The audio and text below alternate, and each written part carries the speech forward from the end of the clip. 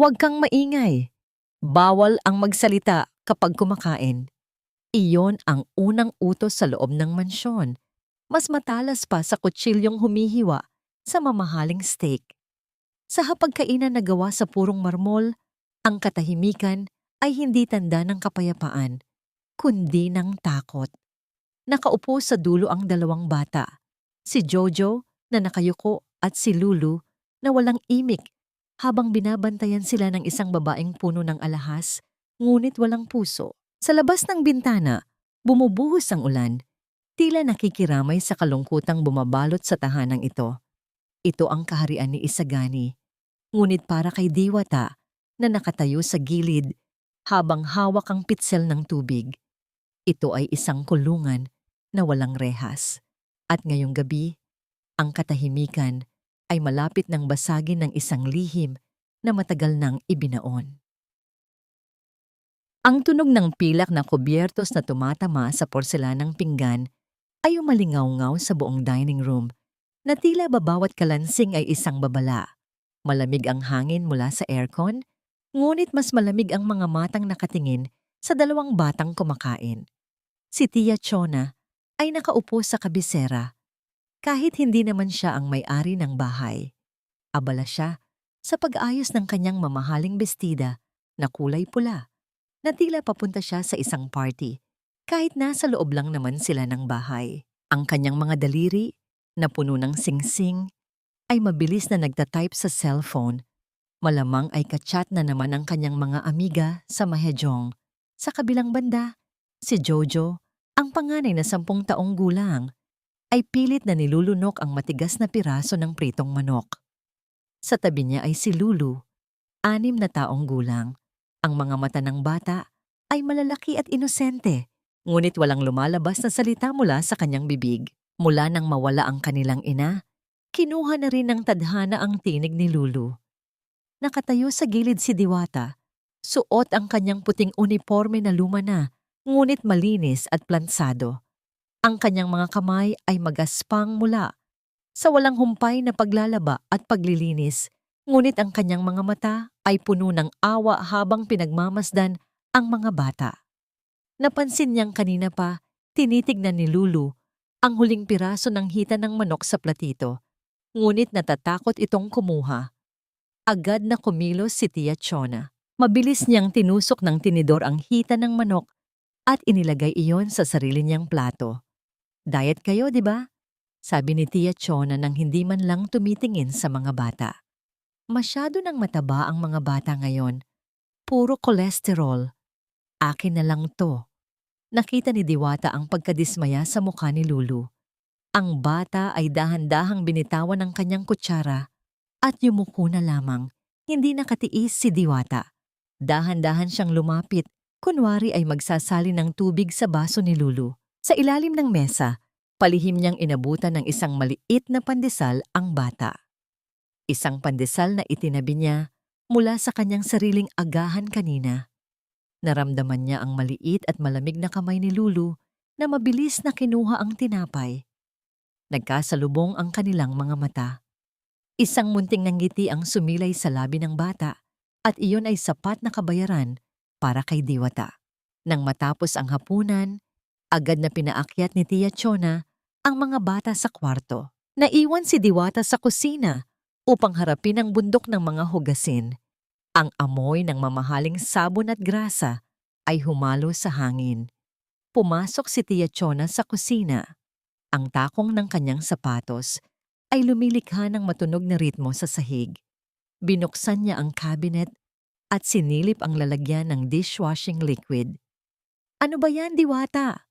Ang boses ni Tia Chona ay matinis at masakit sa tainga.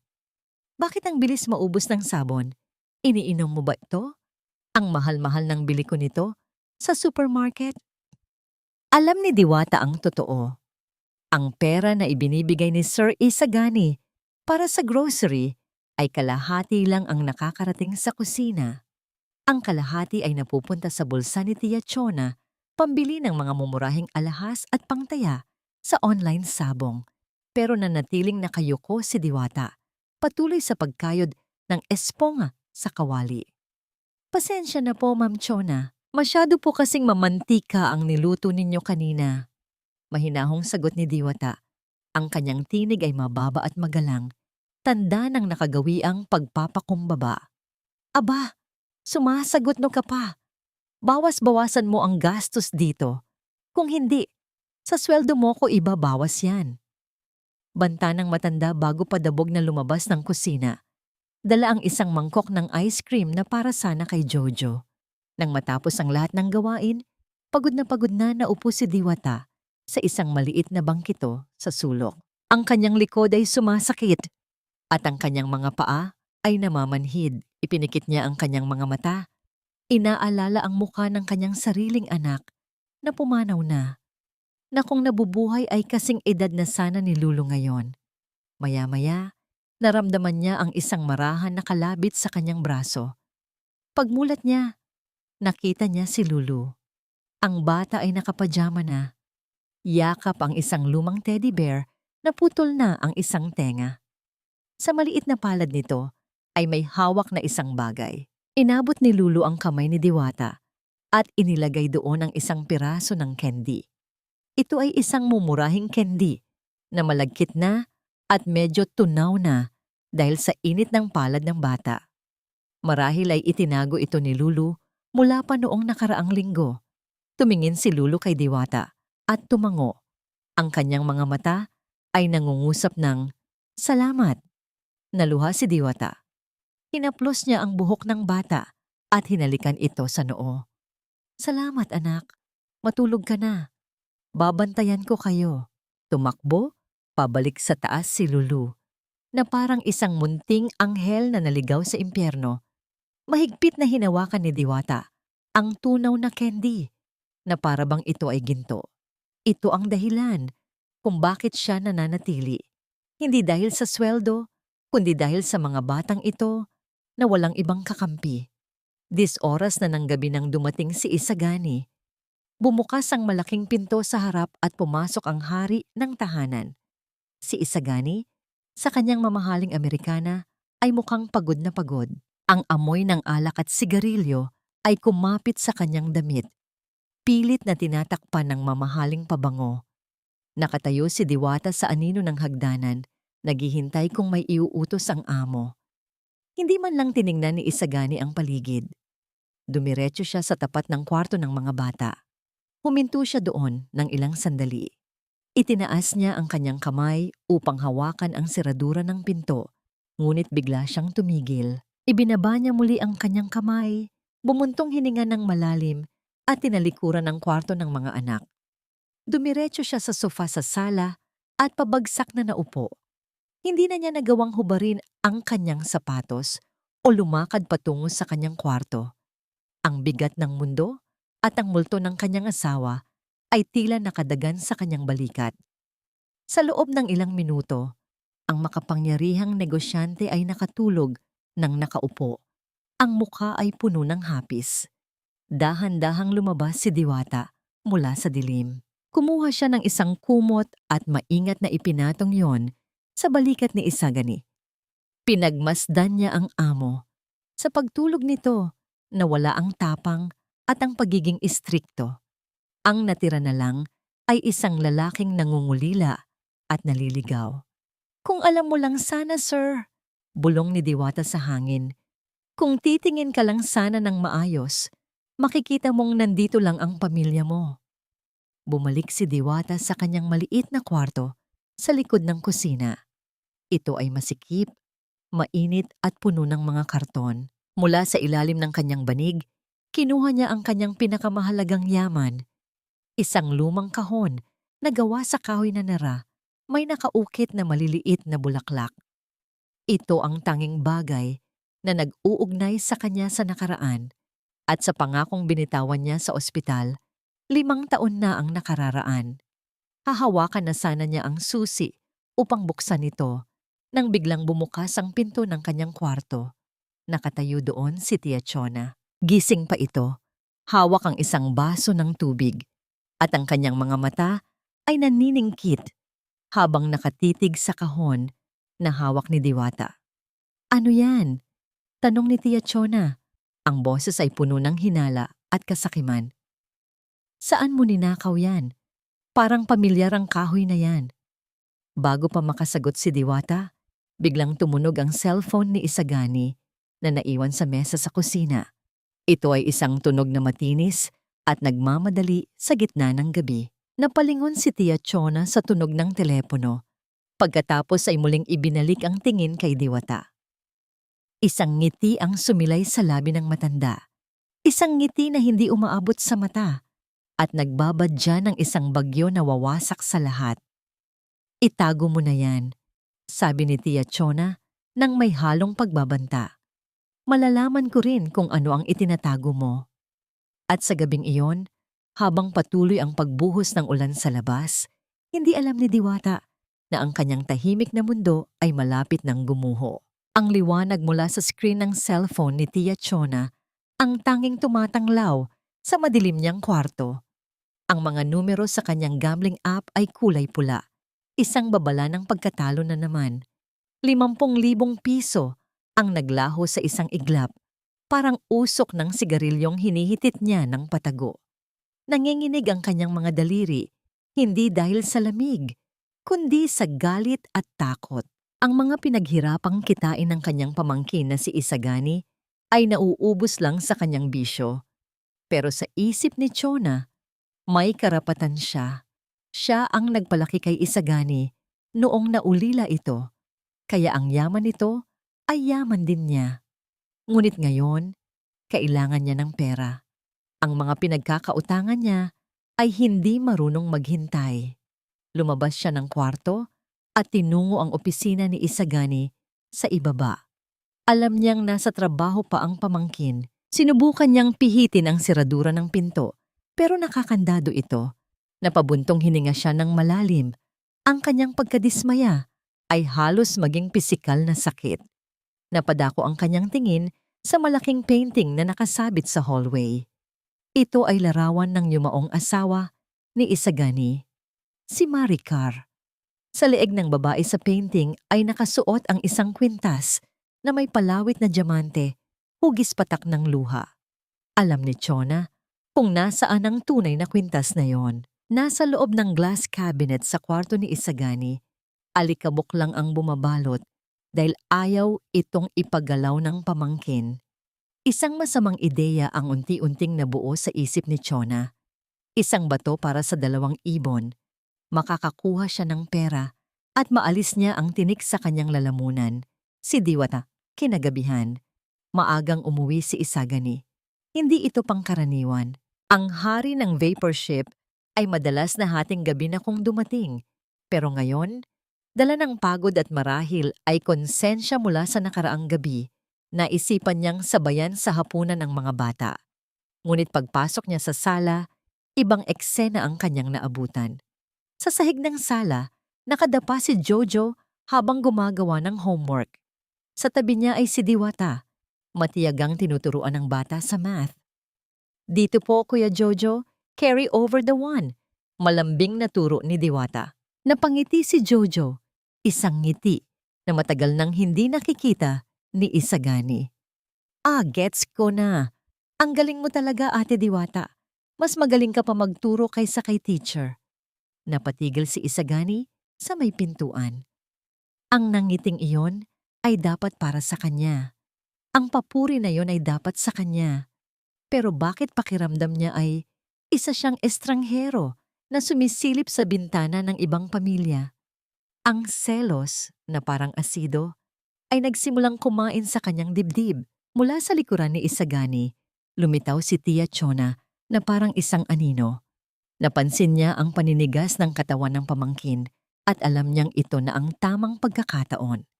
Lumapit siya ng bahagya at bumulong sa tainga ni Isagani. Ang boses ay matamis, ngunit may halong lason. Nakikita mo ba yan, Isagani? Masyado nang nagiging komportable ang katulong na yan. Tignan mo, pati ang pagmamahal ng anak mo, inaagaw na niya. Hindi sumagot si Isagani, pero humigpit ang hawak niya sa kanyang briefcase.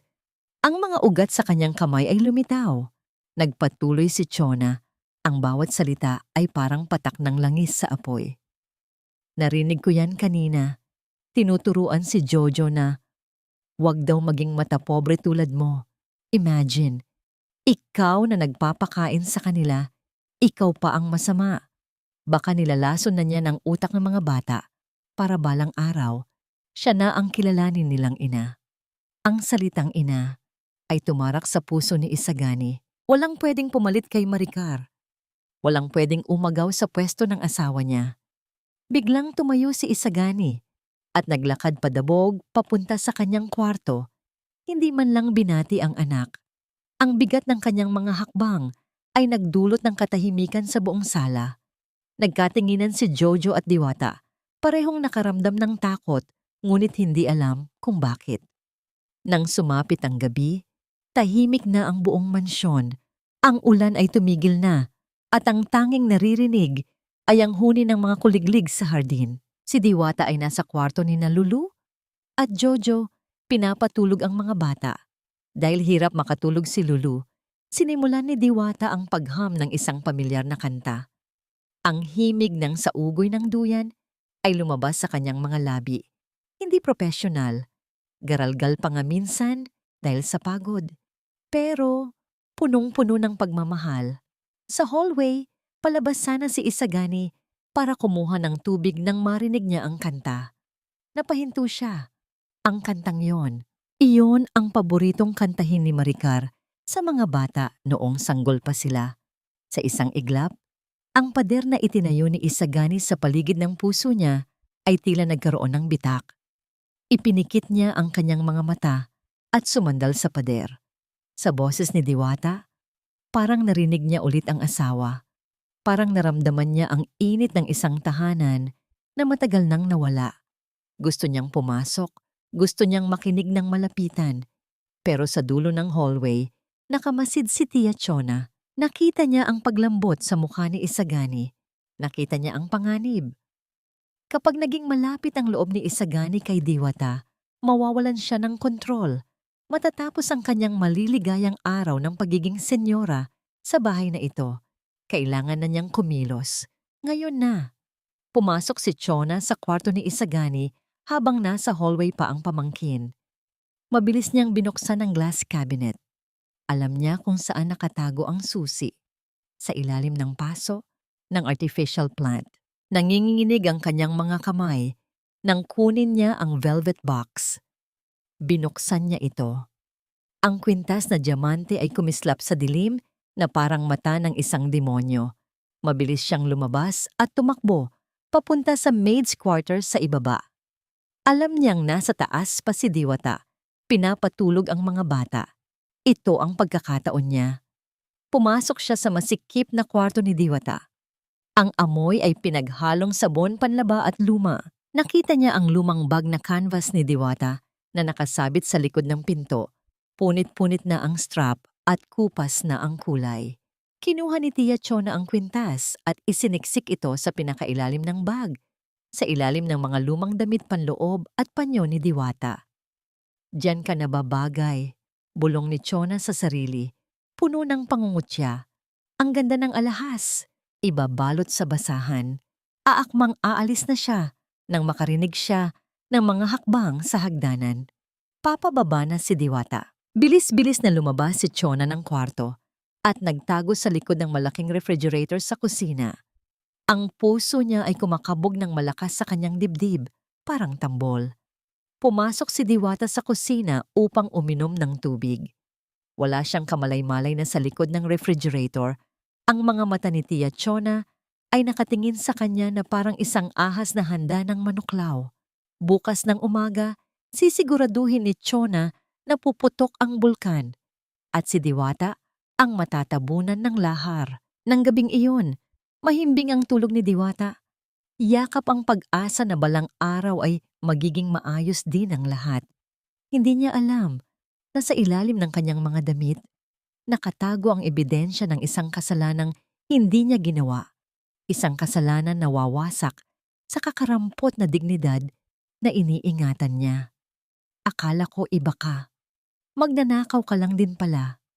Ang boses ni Isagani ay hindi pa sigaw, ngunit ang bawat salita ay parang hapdi ng asido na dahan-dahang tumatagos sa puso ni Diwata. Nakatayo ang makapangyarihang negosyante sa gitna ng sala. Hawak ang kumikinang na kwintas na diamante na tila nagliliyab sa ilalim ng liwanag ng chandelier. Sa tabi niya, si Tia Chona ay nakakrus ang mga braso. Ang muka ay puno ng pait at mapanlinlang na tagumpay. Sinasabi ko na sa'yo, Isagani, ang mga ganyang uri ng tao hindi mapagkakatiwalaan. Kunwari ay maamo, pero sa loob-loob niyan, tinatantiya na ang bawat gamit natin dito. Sa mga sandaling iyon, hawak ni Diwata ang isang baso ng mainit na tubig at ang gamot ni Lulu. Katatapos lang niyang haplusin ang likod ng bata upang gumaan ang pakiramdam nito mula sa ubo. Ang kaibahan ng kanyang layunin, ang magbigay ng lunas laban sa paratang na ibinabato sa kanya ay isang malupit na biro ng tadhana. Nabitawan ni Diwata ang baso. Ang tubig ay dahan-dahang kumalat sa mamahaling sahig, parang mga pira-piraso ng kanyang dangal na nagkakabahabahagi. Ang kanyang mga tuhod ay nanghina hanggang sa maramdaman niya ang matigas at malamig na tiles sa kanyang balat. Ang kanyang lalamunan ay tila sinakal ng isang invisible na kamay, tuyot at hindi makahinga. "Sir, hindi po." Ang tanging naibulong niya. Ang tinig ay parang isang tuyot na dahon na tinangay ng hangin. "Hindi ko po magagawa yan. Alam niyo pong mahal ko ang mga bata. Mahal ko po ang pamilyang ito. Huwag mong gamitin ang mga anak ko para pagtakpan ang dumi mo." Singhal ni Isagani. Lumapit siya ng isang hakbang. Ang anino niya ay tila isang dambuhala na tumatabon sa maliit na bulto ni Diwata. "Nakita ko sa loob ng bag mo. Paano mo maipaliliwanag yon? Nakaipit sa pagitan ng mga luma mong damit. Ninakaw mo ang kaisa-isang alaala ng asawa ko." Biglang bumukas ang pinto sa itaas. Tumakbo pababa sina Jojo at Lulu. Ang kanilang mga muka ay puno ng takot. Nang makita ni Lulu si Diwata na nakaluhod at umiiyak, mabilis itong sumigaw ng isang walang tunog na pagtangis at yumakap sa leeg ng katulong. Mahigpit ang kapit ng bata. Tila ba kapag bumitaw siya, ay mawawala ang tanging mundong kinalakihan niya. "Lulu, bitaw!" Utos ni Isagani. Ang kanyang boses ay puno ng awtoridad na hindi matatanggihan. Umiling si Lulu. Mas lalong isiniksik ang muka sa balikat ni Diwata. Ang mga luha ng bata ay pumatak sa puting uniforme ni Diwata. Mainit at puno ng pighati. "Sir, pakiusap po." Pagsusumamo ni Diwata habang hinahaplos ang buhok ni Lulu. "Kahit palayasin niyo na po ako. Kahit wag niyo na akong bayaran. Huwag niyo lang pong saktan ang damdamin ng mga bata. Si Lulu po, huwag niyo siyang sigawan. Natatakot po siya sa malalakas na boses.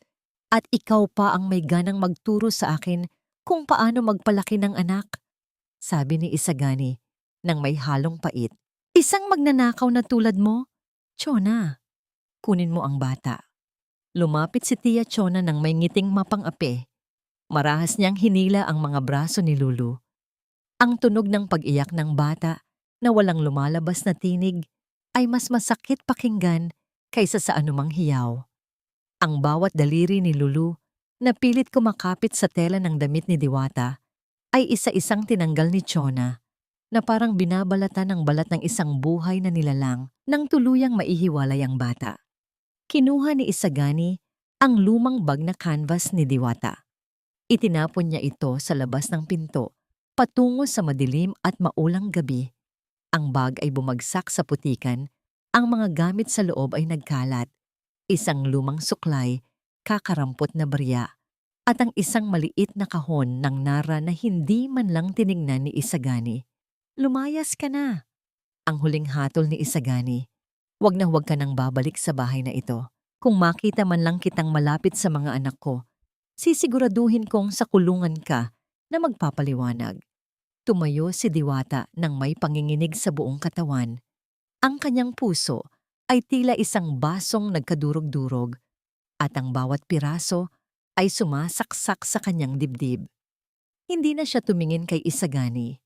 Sa huling pagkakataon, binalingan niya ang mga bata. Ang kanyang mga mata ay nangangako ng isang bagay na tanging sila lang ang nakakaalam. Paglabas niya sa pintuan, sinalubong siya ng malupit na ulan. Ang lamig ng tubig ay nanuot sa kanyang uniforme, ngunit mas malamig ang pakiramdam ng kawalan ng hustisya. Ang marahas na pagbalandra ng pintong kahoy sa likuran niya ay tila isang tuldok sa kabanata ng kanyang buhay sa mansyong yon. Nakatayo si Diwata sa gitna ng ulan sa labas ng dambuhalang gate na bakal. Ang putik ay dumidikit sa kanyang mga paa at ang bawat patak ng ulan sa kanyang pisngi ay humahalo sa kanyang mga luha. Yakap-yakap niya ang kanyang basang bag habang pinagmamasdan ang bintana sa itaas, kung saan alam niyang nakatingin ang dalawang batang iniwan niya. Isang tanong ang nagpaulit-ulit sa kanyang isipan habang unti-unti siyang nilalamon ng dilim ng gabi. Paano na sila ngayon kung wala na ang tanging taong nakakaintindi sa kanilang katahimikan?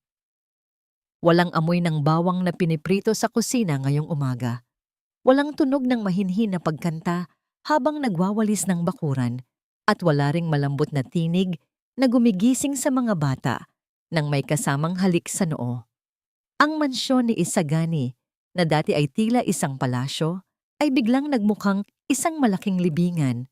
Marangya, gawa sa ginto at marmol, ngunit walang buhay. Sa hapagkainan, ang almusal ay hindi ang mainit na tsamporado o sinangag na nakagawian ni na Jojo at Lulu. Sa halip, ang nakahain ay mga balot ng fast food na binili ni Tia Chona sa labas. Ang mantika ng malamig na fries ay namumuo na sa ibabaw ng karton at ang burger ay matigas na dahil hindi man lang nainitan. Kain na, utos ni Tia Chona habang abala sa pag-aayos ng kanyang pilikmata sa harap ng isang maliit na salamin. Masarap yan, galing sa mall. Hindi katulad ng mga niluluto ng magnanakaw na yon na puro gulay. Hindi kumikibo si Jojo. Pinaglalaroan lang niya ang kanyang tinidor. Tinitignan ang bakanting upuan sa gilid, kung saan madalas nakatayo si Diwata upang pagsilbihan sila. Si Lulu naman ay nakatitig lang sa kanyang baso ng gatas. Ang kanyang mga mata ay mapula at namamaga. Tanda ng buong gabing pag-iyak na walang tunog. Bumaba si Isagani mula sa itaas. Suot ang kanyang business suit. Mukha siyang hindi nakatulog. Ang kanyang kurbata ay hindi maayos ang pagkakabuhol. Isang bagay na dati ay palaging ginagawa ni Diwata para sa kanya bago siya umalis. Bakit hindi pa kayo kumakain? Tanong ni Isagani. Ang boses ay paos at puno ng pagod. Ayaw nilang kumain, Isagani. Pagsusumbong agad ni Tia Chona, ang boses ay puno ng pagkukunwari. Masyado silang spoiled doon sa katulong na yon. Tignan mo, nagre-rebelde na ang mga anak mo dahil lang pinalayas ang isang kriminal. Tumingin si Isagani kay Lulu. Lumapit siya at sinubukang haplusin ang buhok ng anak. Lulu baby, kumain ka na. Bibili tayo ng bagong laro mamaya, kahit anong gusto mo. Iniwas ni Lulu ang kanyang ulo. Ang pag-iwas na yon ay parang isang sampal sa mukha ni Isagani. Ang kanyang sariling anak, na dati ay mahinhin sa kanya, ay ngayoy tila isang estranghero na may pader sa pagitan nila. Dahil sa pagmamadali at iritasyon, kinuha ni Isagani ang suklay sa ibabaw ng mesa at sinubukang ayusin ang buhok ni Lulu na buhol-buhol. Ngunit dahil sa kawalan ng karanasan, nahila niya ng malakas ang buhok ng bata. Namilipit sa sakit si Lulu, ang kanyang mukha ay namula. Ngunit hindi pa rin siya sumisigaw. Ang kanyang katahimikan ay mas masakit pakinggan kaysa sa anumang hagulhol. Isagani, hayaan mo na yan, sabi ni Chona habang tumatayo. Ako na ang bahala sa kanila. Pumasok ka na sa opisina. Marami kang trabaho, di ba? Huwag mong hayaang sirain ng isang katulong ang araw mo. Nang makaalis si Isagani, ang hangin sa loob ng bahay ay biglang nagbago. Ang mapagkunwaring ngiti ni Tia Chona ay naglaho. Pinalitan ng isang mapanganib na talim sa kanyang mga mata. Ngayon, makinig kayong dalawa, banta ni Chona. Ang boses ay mababa at puno ng lason. Wala na rito ang tagapagtanggol nyo. Simula ngayon, ang masusunod sa bahay na ito ay ako. Kung hindi nyo uubusin ang pagkain na to, ihahampas ko to sa mga mukha nyo at huwag na huwag kayong magsusumbong sa papa nyo dahil sisiguraduhin kong mas malala ang mangyayari sa inyo. Tumayo si Jojo. Ang kanyang mga kamao ay nakayukom. Hindi ka namin susundin. Magnanakaw ka rin naman. Kinuha mo ang pera ni Papa. Isang malakas na pagpisil sa braso ang isinagot ni Chona kay Jojo. Hindi siya gumamit ng kamay upang sumampal, kundi ang kanyang mahahabang kuko na bumaon sa balat ng bata. Namuti ang mukha ni Jojo sa sakit, ngunit tinitigan niya ng buong tapang ang kanyang tiyahin. Matapang ka ha? Bulong ni Chona. Sige, tignan natin kung hanggang saan ang tapang mo kapag nagutom kayo. Dali-daling hinila ni Chona ang mga plato at itinapon ang pagkain sa basurahan sa harap mismo ng mga bata.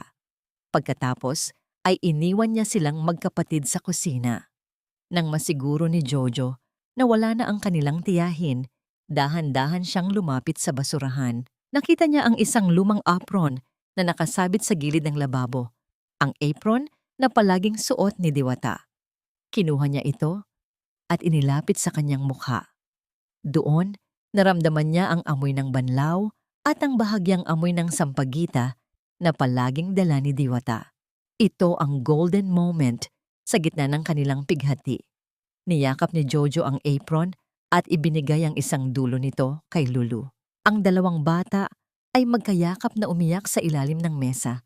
Ang tanging lugar kung saan pakiramdam nila ay ligtas sila mula sa bagong halimaw sa kanilang tahanan. Lumipas ang mga oras. Ang sikat ng araw ay unti-unting napalitan ng dilim. Si Isagani ay abala sa kanyang mga barko at kontrata.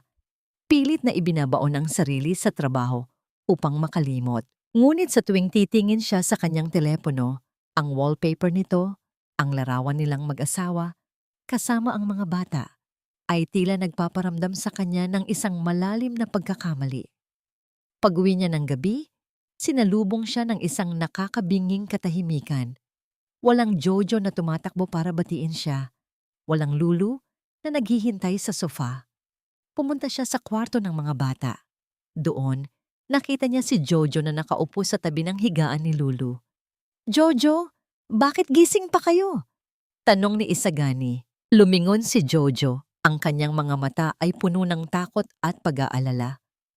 Papa, si Lulu, ayaw niyang gumising. Ang init-init niya. Mabilis na lumapit si Isagani at hinawakan ang noo ng anak. Halos mapaso ang kanyang palad sa tindi ng lagnat ni Lulu. Ang bata ay nanginginig. Ang kanyang mga labi ay puting-puti at nanunuyo. Sa kanyang pagdedeliryo, may isang salita ang paulit-ulit na lumalabas sa kanyang hininga. Isang pangalan na tila isang sumpa sa pandinig ni Isagani. Mama, Diwata, Mama Diwata. Ang boses ng bata ay parang isang karayom na unti-unting tumutusok sa puso ni Isagani.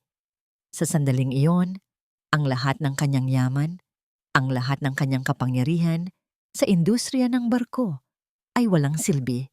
Hindi niya kayang ibaba ang lagnat ng kanyang anak at hindi niya kayang ibigay ang tanging gamot na hinihingi nito. Sa kabilang kwarto, maririnig ang mahinang tunog ng tawanan ni Tia Chona habang nakikipag-usap sa telepono, tila walang pakialam sa nagaganap na trahedya sa kabilang panig ng pader. Napatingin si Isagani sa kanyang mga kamay.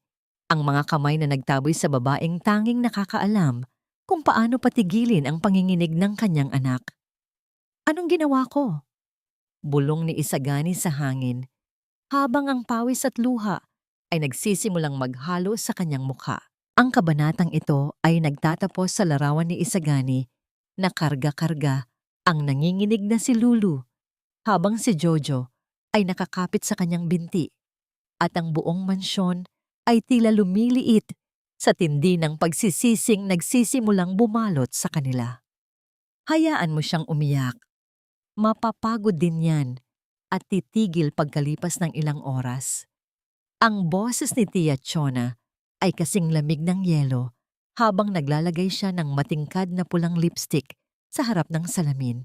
Hindi man lang siya lumingon sa kwarto kung nasaan si Lulu, na noon ay nanginginig pa rin sa lagnat at mahinang humihikbi. Para kay Chona, ang pag-iyak ng bata ay isa lamang ingay na nakakasira sa kanyang konsentrasyon sa paghahanda para sa pakikipagkita sa kanyang mga kaibigan sa kasino. Sa labas ng pintuan, nakatayo si Jojo. Ang kanyang maliliit na kamao ay nakayukom hanggang sa mamuti ang kanyang mga buko-buko ng daliri. Ang bawat salita ng kanyang tiyahin ay parang isang patalim na humihiwa sa kanyang pagtitimpi. Tumingin siya sa kanyang kapatid na si Lulu, na tila isang lantang bulaklak sa ibabaw ng kama. Ang mga labi ng bata ay tuyot, at ang kanyang hininga ay gumaralgal na dahil sa tindi ng ubo. Doon nagpasya si Jojo. Kung hindi kayang ibalik ng kanyang papa si Diwata, siya mismo ang gagawa nito. Hindi niya hahayaang mamatay ang kanyang kapatid sa loob ng bahay na ito na puno ng ginto pero walang kaluluwa. Dahan-dahang pumasok si Jojo sa kanyang sariling kwarto. Kinuha niya ang kanyang maliit na backpack na ginagamit sa school. Hindi niya inilagay ang kanyang mga libro. Sa halip kinuha niya ang kanyang alkansyang baboy na gawa sa plastik. Binasag niya ito sa pamamagitan ng pagbalot ng kumot upang hindi lumikha ng anumang tunog na makakakuha ng atensyon ni Chona. Ang bawat barya at lukot na perang papel ay maingat niyang isinilid sa bulsa ng kanyang bag. Kinuha rin niya ang isang piraso ng papel na nakita niya sa basurahan noong nakaraang linggo. Isang listahan ng grocery na isinulat ni Diwata bago ito palayasin. Sa ibaba ng listahan, may nakasulat na maliit na address sa tondo.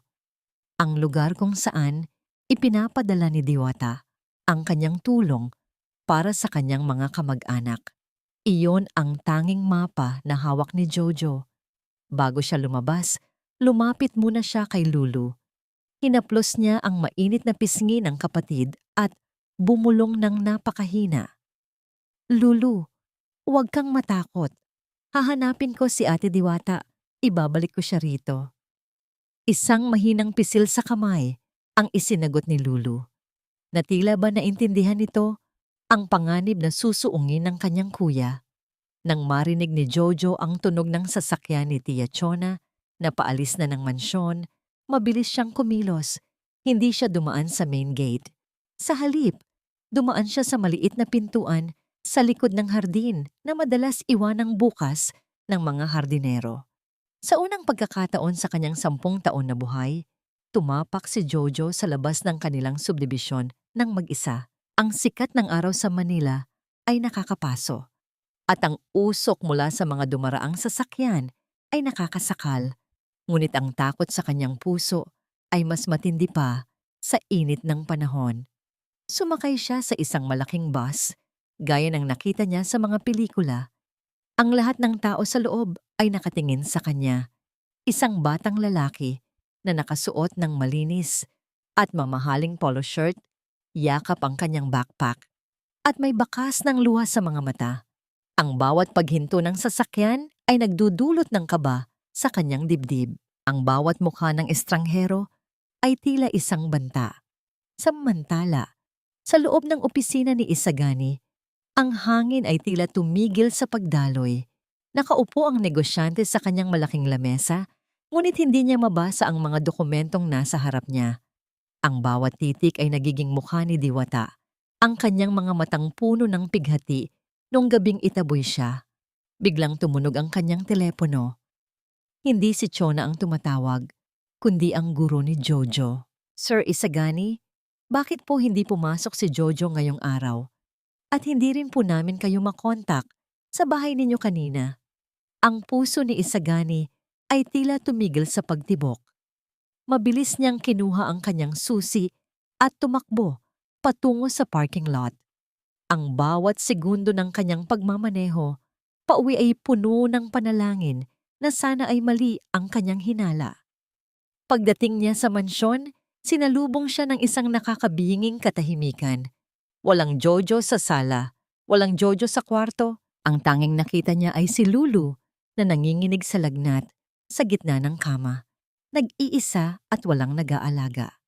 Jojo! Jojo, nasaan ka?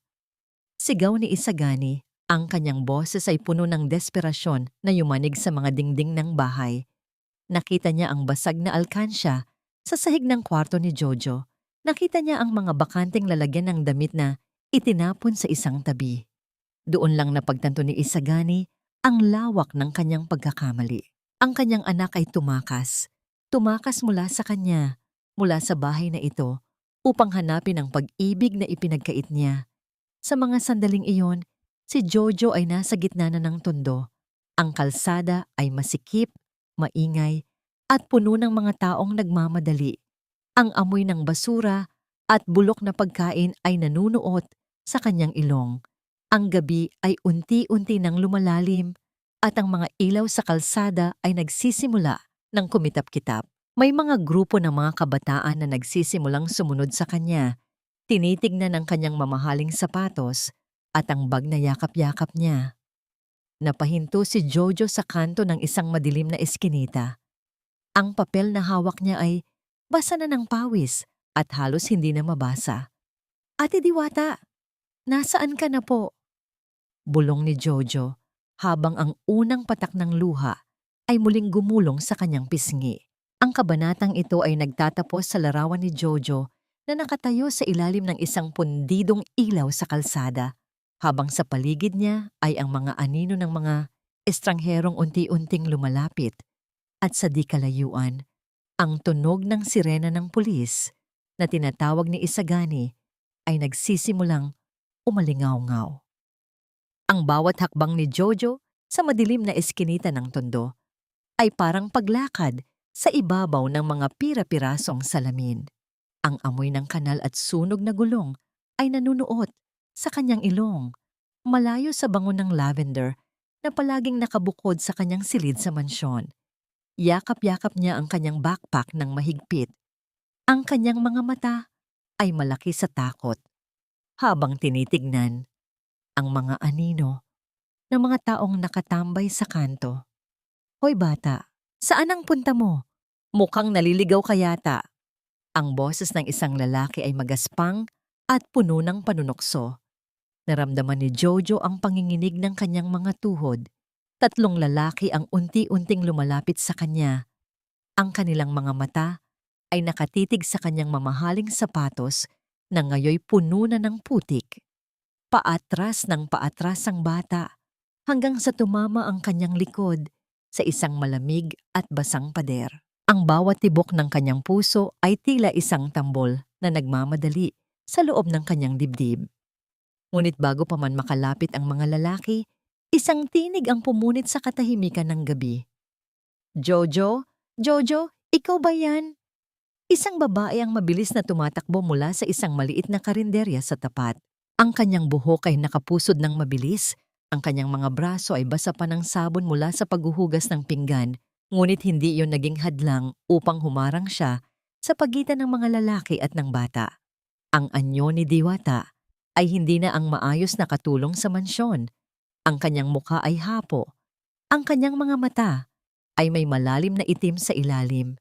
Ngunit ang talim ng kanyang tingin ay sapat na upang mapahinto ang sinumang may masamang balak. Umalis kayo rito. Huwag ninyong lalapitan ng bata. Sigaw ni Diwata.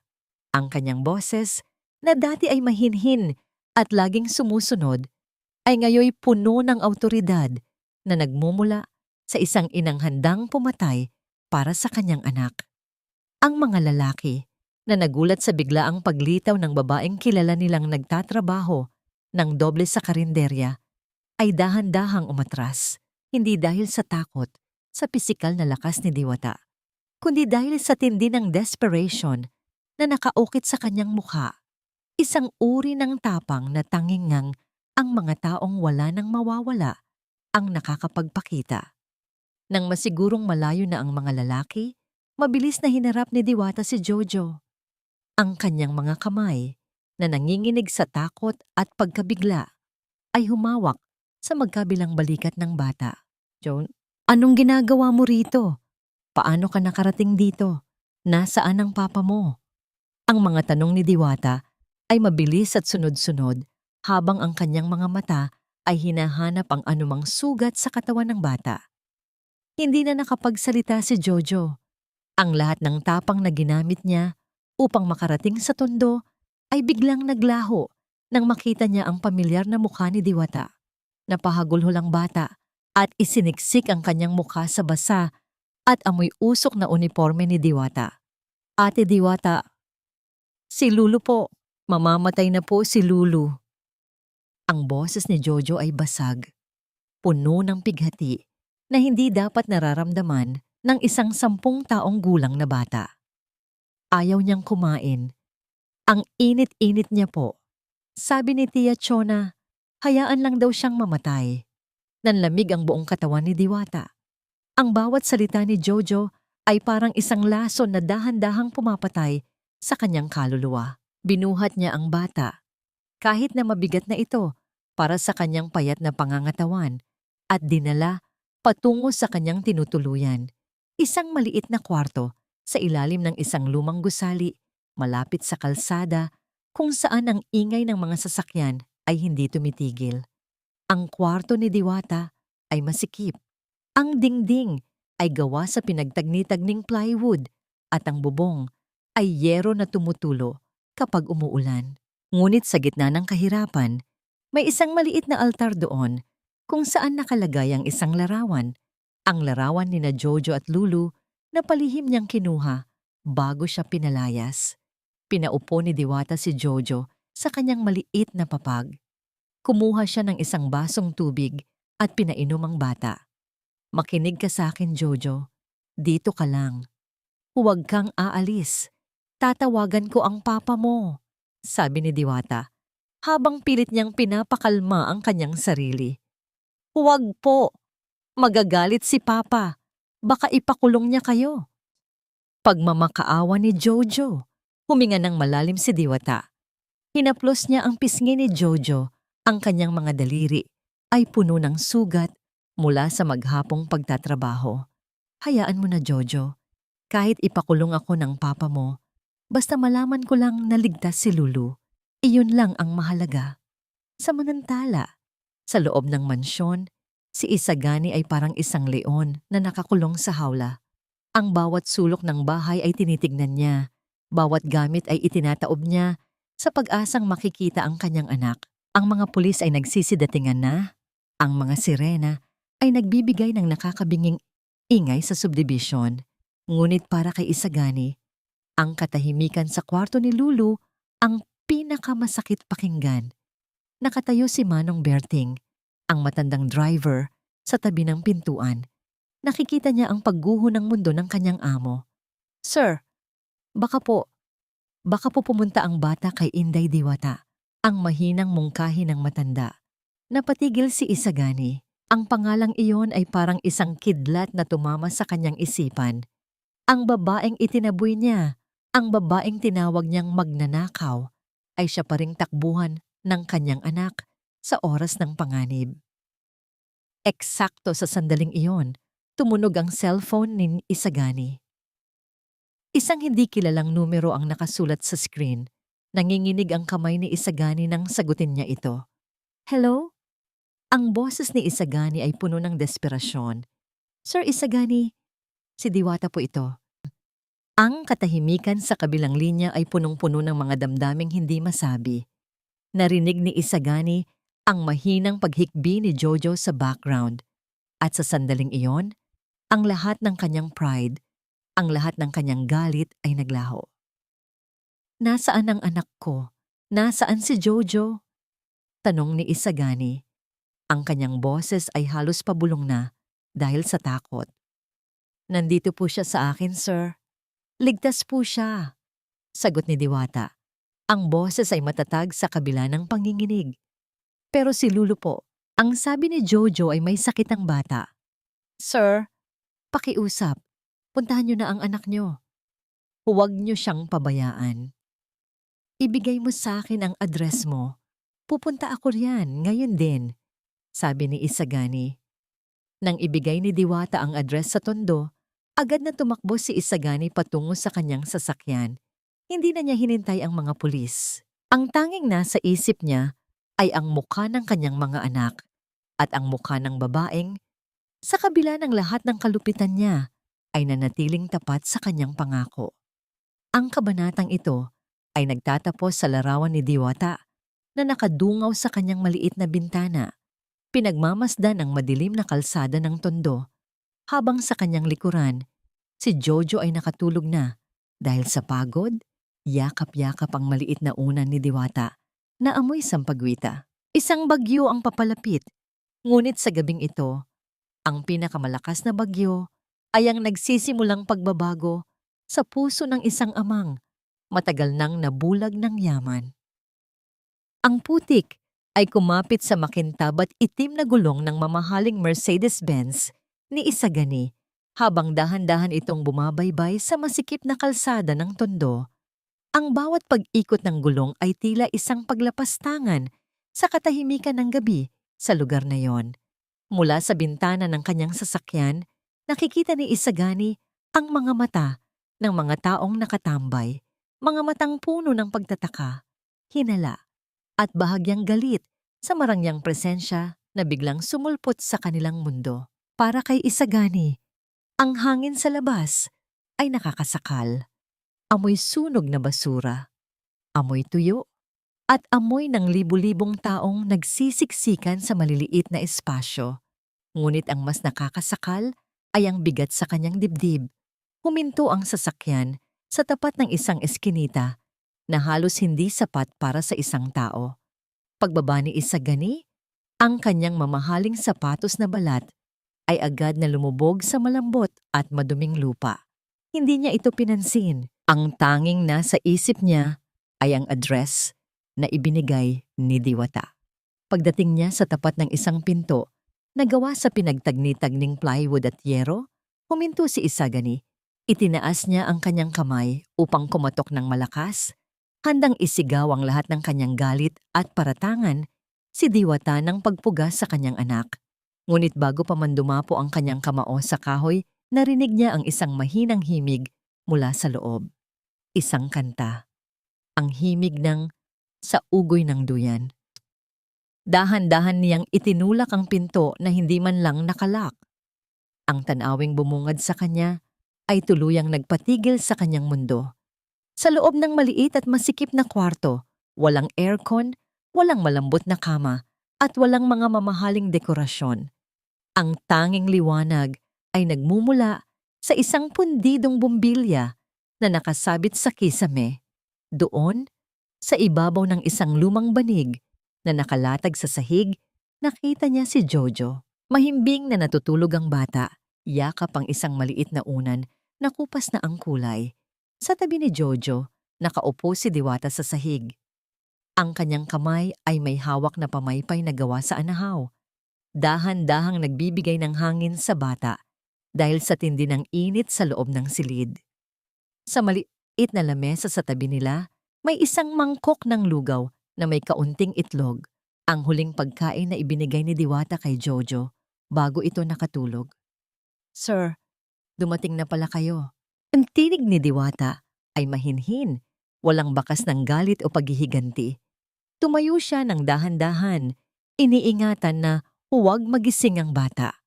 Pumasok si Isagani, ang kanyang matikas na anyo ay tila kumukuha ng lahat ng espasyo sa loob ng maliit na silid. Tumingin siya sa kanyang anak, pagkatapos ay kay Diwata. Ang mga salitang magnanakaw at kidnapper na nakahanda na sana sa kanyang dila ay biglang natunaw. Bakit dito mo siya dinala?" Ang boses ni Isagani ay garalgal, pilit na itinatago ang panginginig. "Hindi ko po siya dinala rito, sir. Siya po ang humanap sa akin," sagot ni Diwata. Lumapit siya ng bahagya. Ang kanyang mga mata ay diretsong nakatingin sa mga mata ni Isagani. "Sir, tignan niyo po ang anak niyo. Tignan niyo po ng mabuti." Dahan-dahang lumuhod si Isagani sa tabi ng banig. Hinawakan niya ang kamay ni Jojo at doon niya napansin ang mga bakas ng pasa sa braso ng bata. Mga pasang kulay ube at asul. na tila mga marka ng marahas na pagpisil. Ano ito? Tanong ni Isagani. Ang kanyang puso ay tila pinipiga. Galing po yan sa bahay niyo, sir.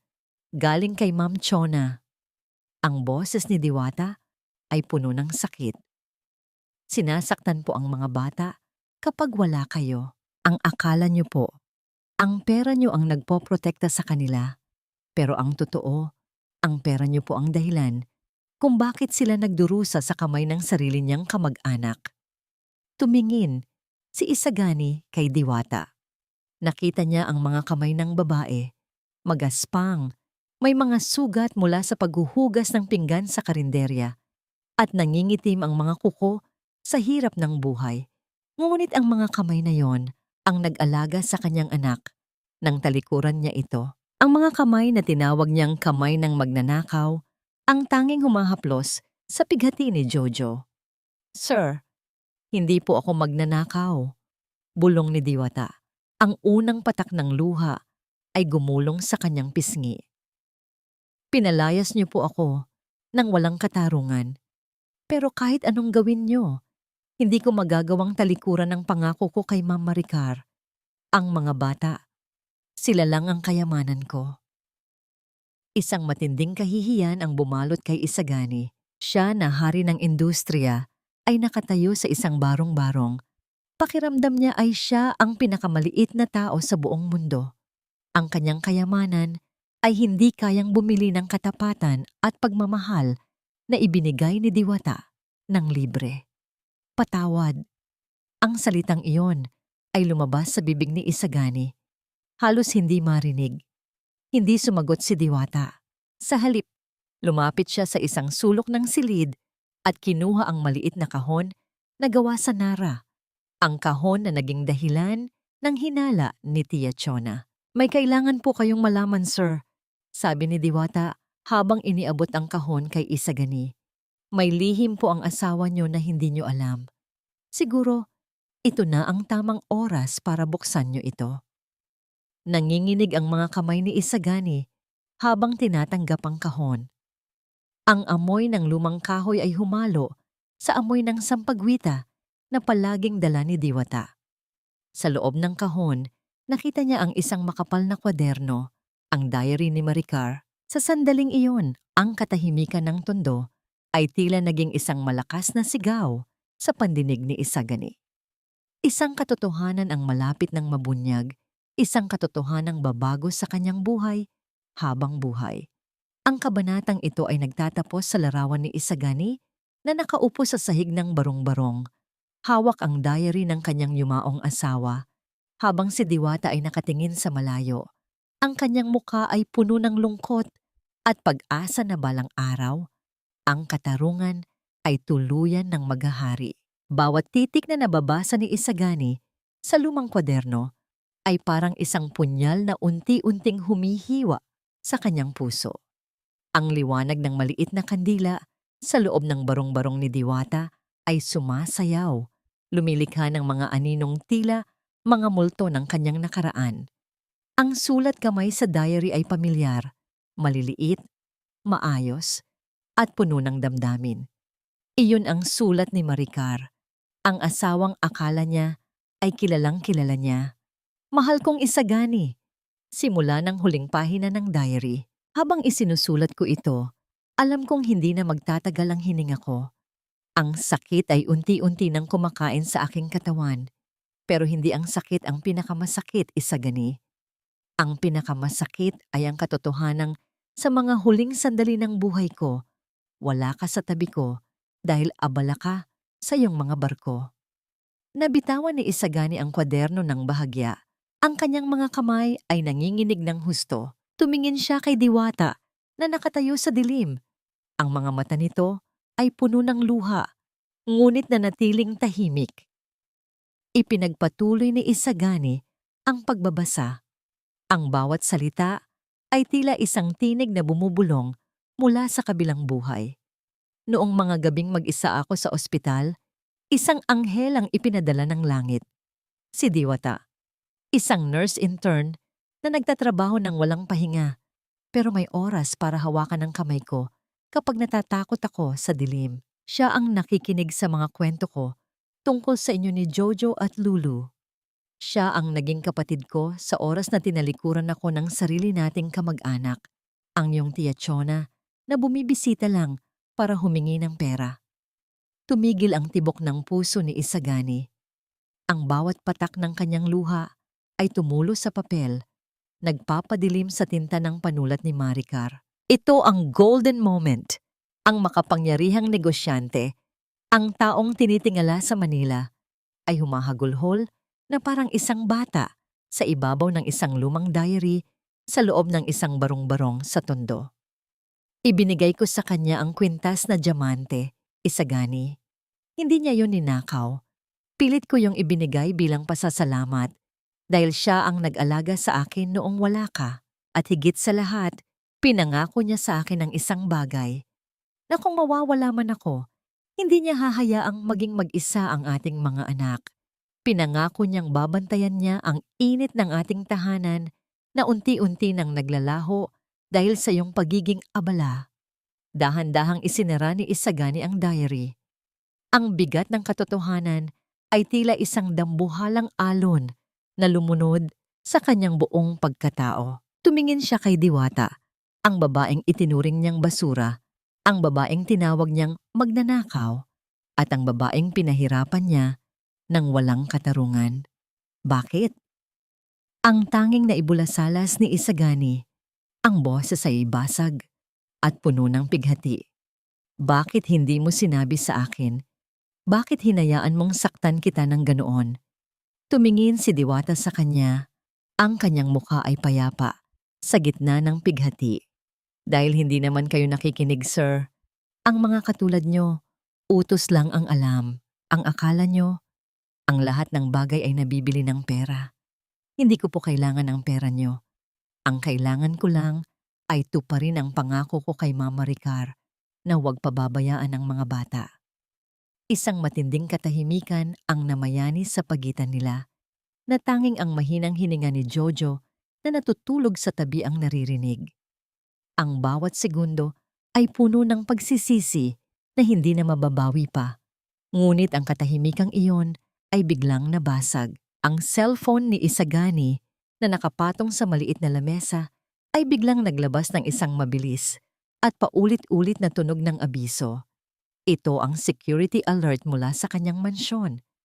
Mabilis na kinuha ni Isagani ang telepono at binuksan ang app ng kanyang mga CCTV camera. Ang kanyang mukha ay namuti sa galit at takot.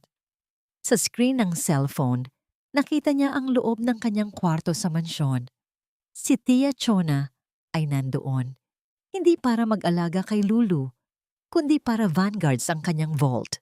Ang matanda ay mabilis na naglalagay ng mga bundle ng pera at mga alahas sa loob ng isang malaking bag. Ang bawat kilos ni Chona ay puno ng kasakiman at kawalan ng hiya. Ngunit ang mas nakakatakot ay ang susunod na nakita ni Isagani.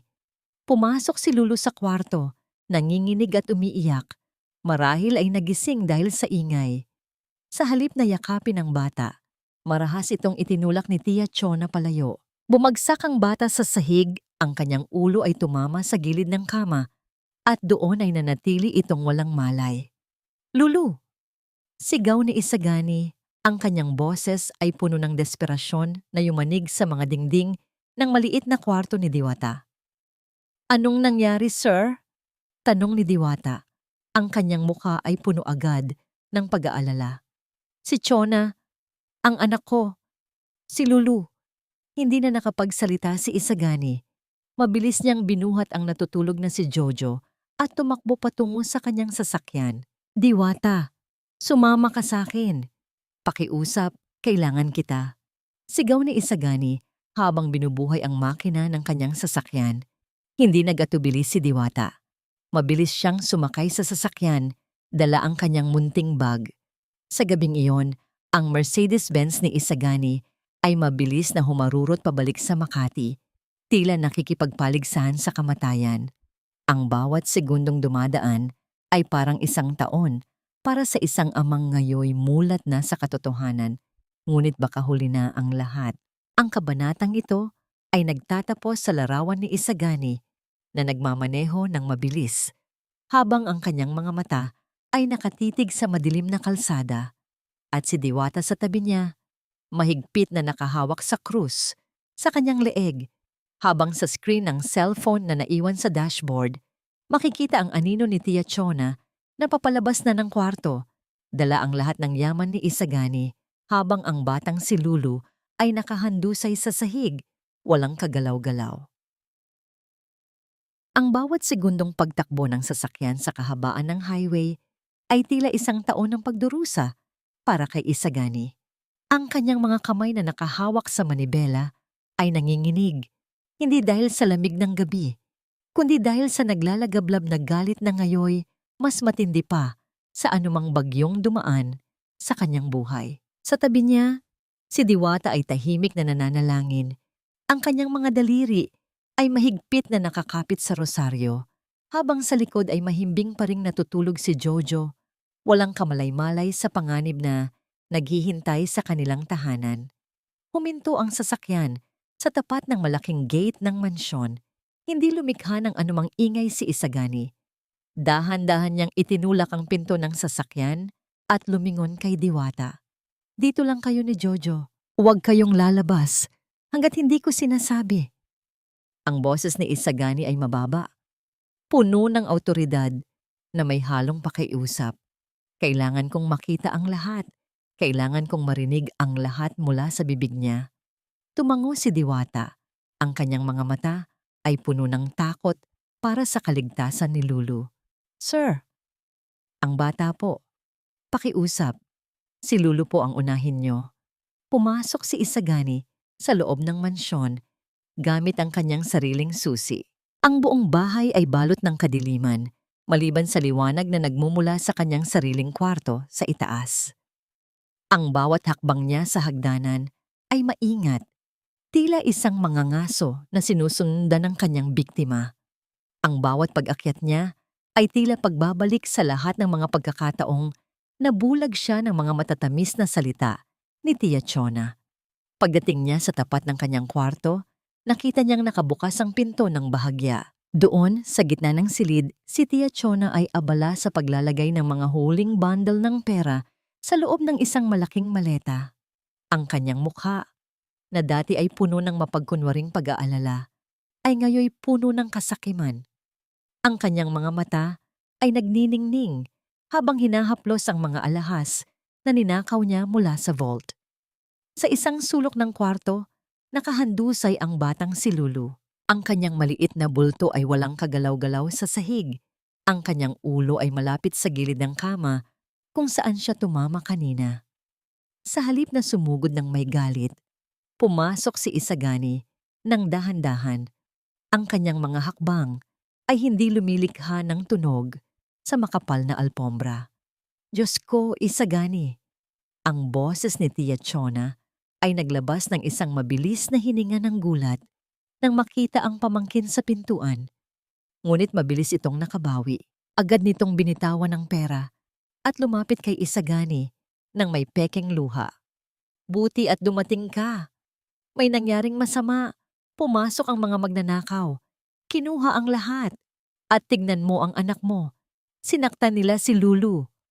Tumingin si Isagani sa kanyang tiyahin. Ito na ang huling pagkakataong maririnig niya ang mga kasinungalingan nito. Isang mapait na ngiti ang sumilay sa kanyang labi. Ganoon ba, tiya?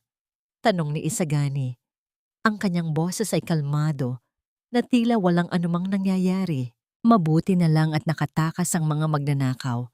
Kasi may sasabihin din sana ako sa'yo na wala na ang lahat, tiya. Ang kumpanya ay bangkarote na. Lahat ng barko ko ay kinuha na ng bangko. Wala na tayong pera. Wala na tayong kahit ano. Ang reaksyon ni Tia Chona ay isang golden moment ng katotohanan. Ang kanyang mukha ay biglang nanigas. Ang pekeng luha ay natuyo sa isang iglap at ang mapagkunwaring pag-aalala ay pinalitan ng isang matalas at nakakasuklam na tingin. Ano? Single ni Tia Chona.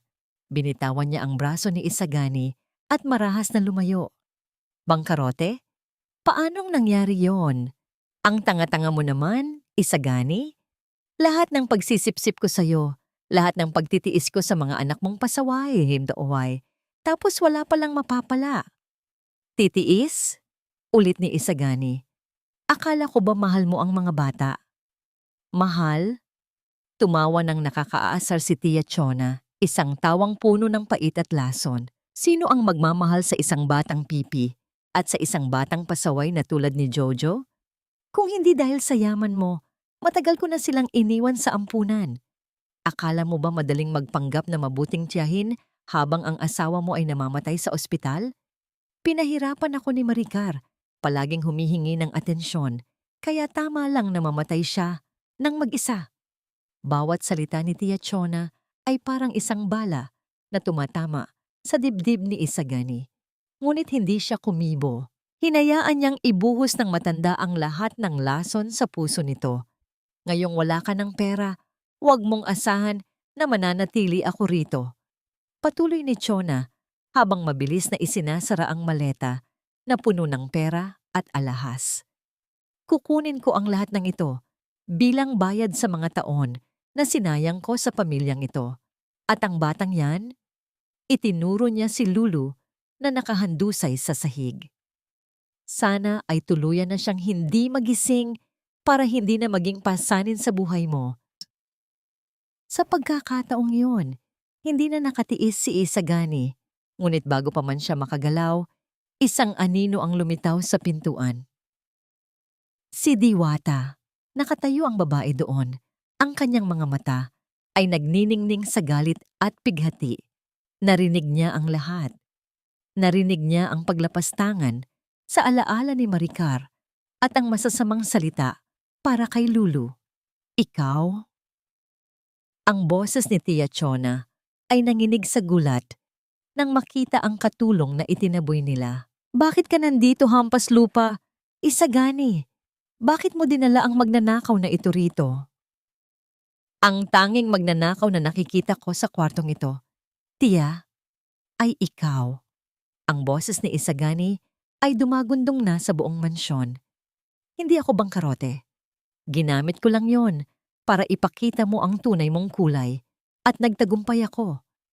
Mabilis na lumapit si Isagani kay Lulu at dahan-dahang binuhat ang bata. Ang kanyang puso ay nadurog nang makita ang maliit na sugat sa ulo ng anak. Samantala, si Diwata ay mabilis na lumapit kay Tia Chona.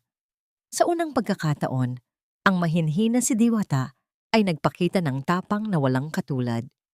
Hindi mo na sila masasaktan pa, bulong ni Diwata kay Tia Chona. Ang boses ay puno ng panginginig, ngunit matatag. Umalis ka sa daan ko. Sigaw ni Chona habang pilit na itinutulak ang maleta palabas. Ngunit ang pinto ay biglang bumukas ng malakas. 2 pulis ang pumasok kasama ang security guard ng subdivision. Ma'am, bitawan niyo ang bag na yan, utos ng pulis. May ebidensya kami ng pagnanakaw at bauhan 3M mula sa mga kamera na nakakabit sa buong bahay. Ang mukha ni Tia Chona ay namuti.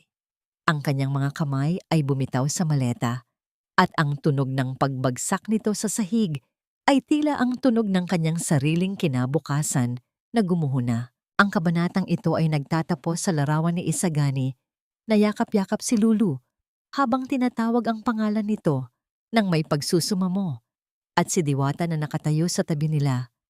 Hawak ang maliit na kamay ng bata habang si Tia Chona ay pilit na inilalabas ng mga pulis mula sa mansyon. Sumisigaw pa rin ang mga sumpa at kasinungalingan na wala na ring naniniwala. Hindi niyo ako pwedeng ipakulong. Ako ang nagpalaki sa lalaking yan. Ako ang pamilya niya. Ang bawat sigaw ni Tia Chona ay umaalingaw-ngaw sa malaking sala ng mansyon, ngunit wala nang sinumang nakikinig. Ang bawat kalansing ng bakal na posas na nakakabit sa kanyang mga pulso ay tila ang tunog ng pagguho ng lahat ng kanyang mga plano. Ang kanyang buhok na dati ay laging maayos ay ngayoy nakalubay na, at ang kanyang mukha ay puno ng pait habang kinakaladkad siya ng 2 pulis patungo sa labas. Nakatayo si Isagani sa gitna ng sala, Yakap-yakap si Lulu na nagsisimula ng magkamalay. Hindi man lang siya tumingin sa direksyon ng kanyang tiyahin. Para sa kanya, ang babaeng yon ay matagal na ring namatay kasama ng kanyang tiwala. Isagani, magmakaawa ka sa kanila. Sabihin mong nagkakamali sila. Huling hirit ni Tia Chona bago siya tuluyang maisakay sa loob ng mobile ng pulis. Ang katahimikan na sumunod ay mas mabigat pa sa anumang sigaw. Ang malaking mansyon ay tila naging isang malawak na disyerto kung saan ang tanging maririnig ay ang mahinang paghikbi ni Jojo na ngayoy gising na rin at nakayakap sa binti ni Diwata. Papa! Ang boses ni Lulu ay napakahina, parang isang bulong ng hangin. Agad na lumuhod si Isagani upang mas mapagmasdan ang anak. Nandito si Papa, Lulu. Hindi ka nasasaktan ng kahit sino. Patawarin mo si Papa. Patawarin mo ako, anak. Ang mga luha ni Isagani ay pumatak sa pisngi ni Lulu. Sa unang pagkakataon, ang makapangyarihang negosyante ay hindi nahihihiyang ipakita ang kanyang kahinaan sa harap ng kanyang mga anak. Ngunit ang mga mata ni Lulu ay hindi nakatingin sa kanyang ama.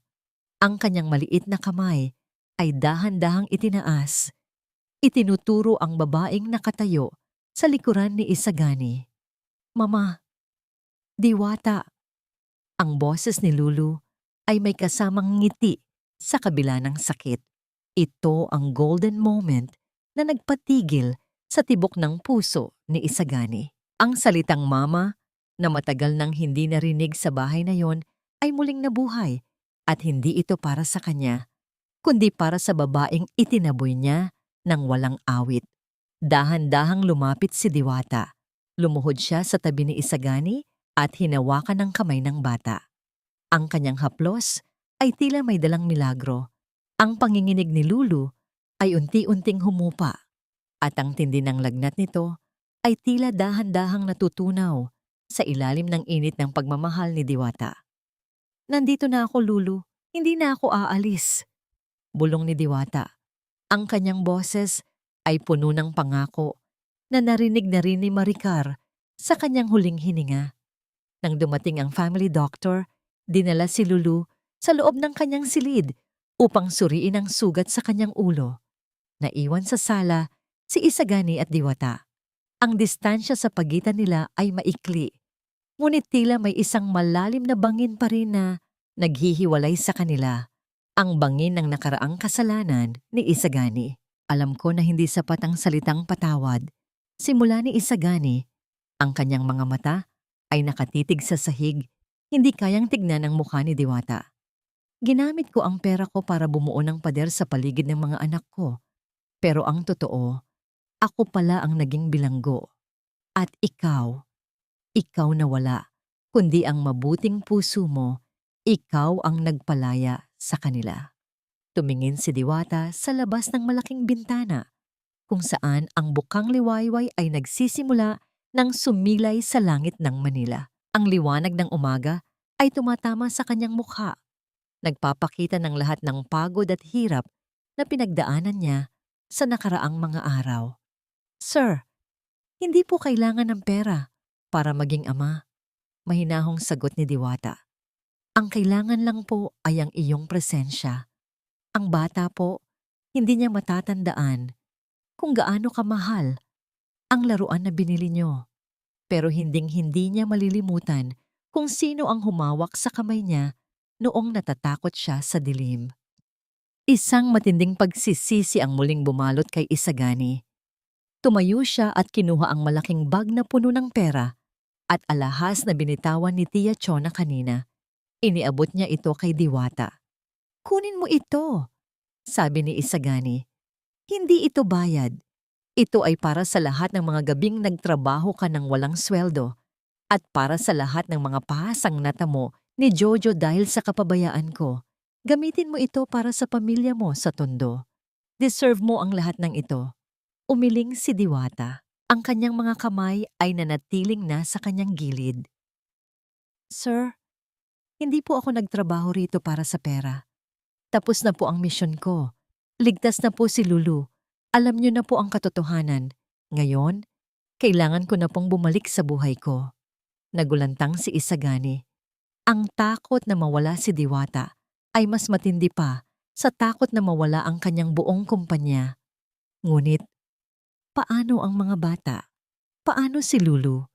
Hindi ka pwedeng umalis, Diwata. Kailangan ka namin. Sir, may pamilya rin po ako na naghihintay sa akin. Ang boses ni Diwata ay may halong pait. At sa tingin ko po, mas makakabuti sa inyo na magsimula muli bilang isang buong pamilya. Nang wala ako. Dahan-dahang tumalikod si Diwata at nagsimulang maglakad patungo sa pintuan. Ang bawat hakbang niya ay tila isang dagok sa dibdib ni Isagani.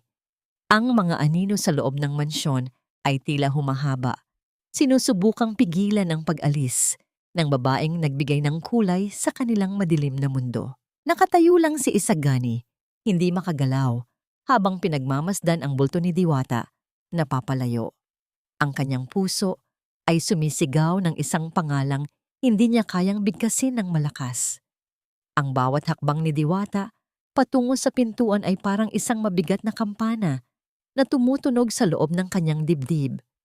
Nagpapaalala sa kanya na ang tunay na kayamanan ay unti-unti nang lumalabas sa kanyang buhay. Ngunit bago pa man mahawakan ni Diwata ang siradura ng dambuhalang pinto, isang mabilis na yabag ang bumasag sa katahimikan.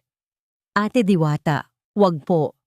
Si Jojo, tumakbo ang bata mula sa gilid ng sofa at mahigpit na yumakap sa baywang ni Diwata. Ang kanyang maliliit na balikat ay nanginginig sa paghikbi. Huwag niyo po kaming iwan. Sabi niyo po, hindi niyo kami pababayaan. Sabi niyo po, kayo ang magluluto ng paborito kong pansit sa birthday ko. Napatigil si Diwata, ang kanyang mga kamay, na handa nang buksan ang pinto patungo sa kanyang kalayaan, ay dahan-dahang bumaba. Hinaplos niya ang ulo ni Jojo. Ang kanyang mga mata ay muling napuno ng luha. Jojo, anak, kailangan niyo ang papa niyo. Ngayong wala na si Tia Chona, siya na ang mag-aalaga sa inyo. Pero hindi po siya marunong. Sigaw ni Jojo. Ang boses ay puno ng pait. Na hinaluan ng pag-asa. Hindi niya alam kung anong kwento ang gusto ni Lulu bago matulog. Hindi niya alam kung paano tanggalin ang tinik sa isda ko. Ate Diwata, please! Baka bumalik si Tia Chona kapag wala kayo. Lumingon si Diwata kay Isagani. Ang makapangyarihang negosyante ay nakatayo pa rin sa gitna ng sala.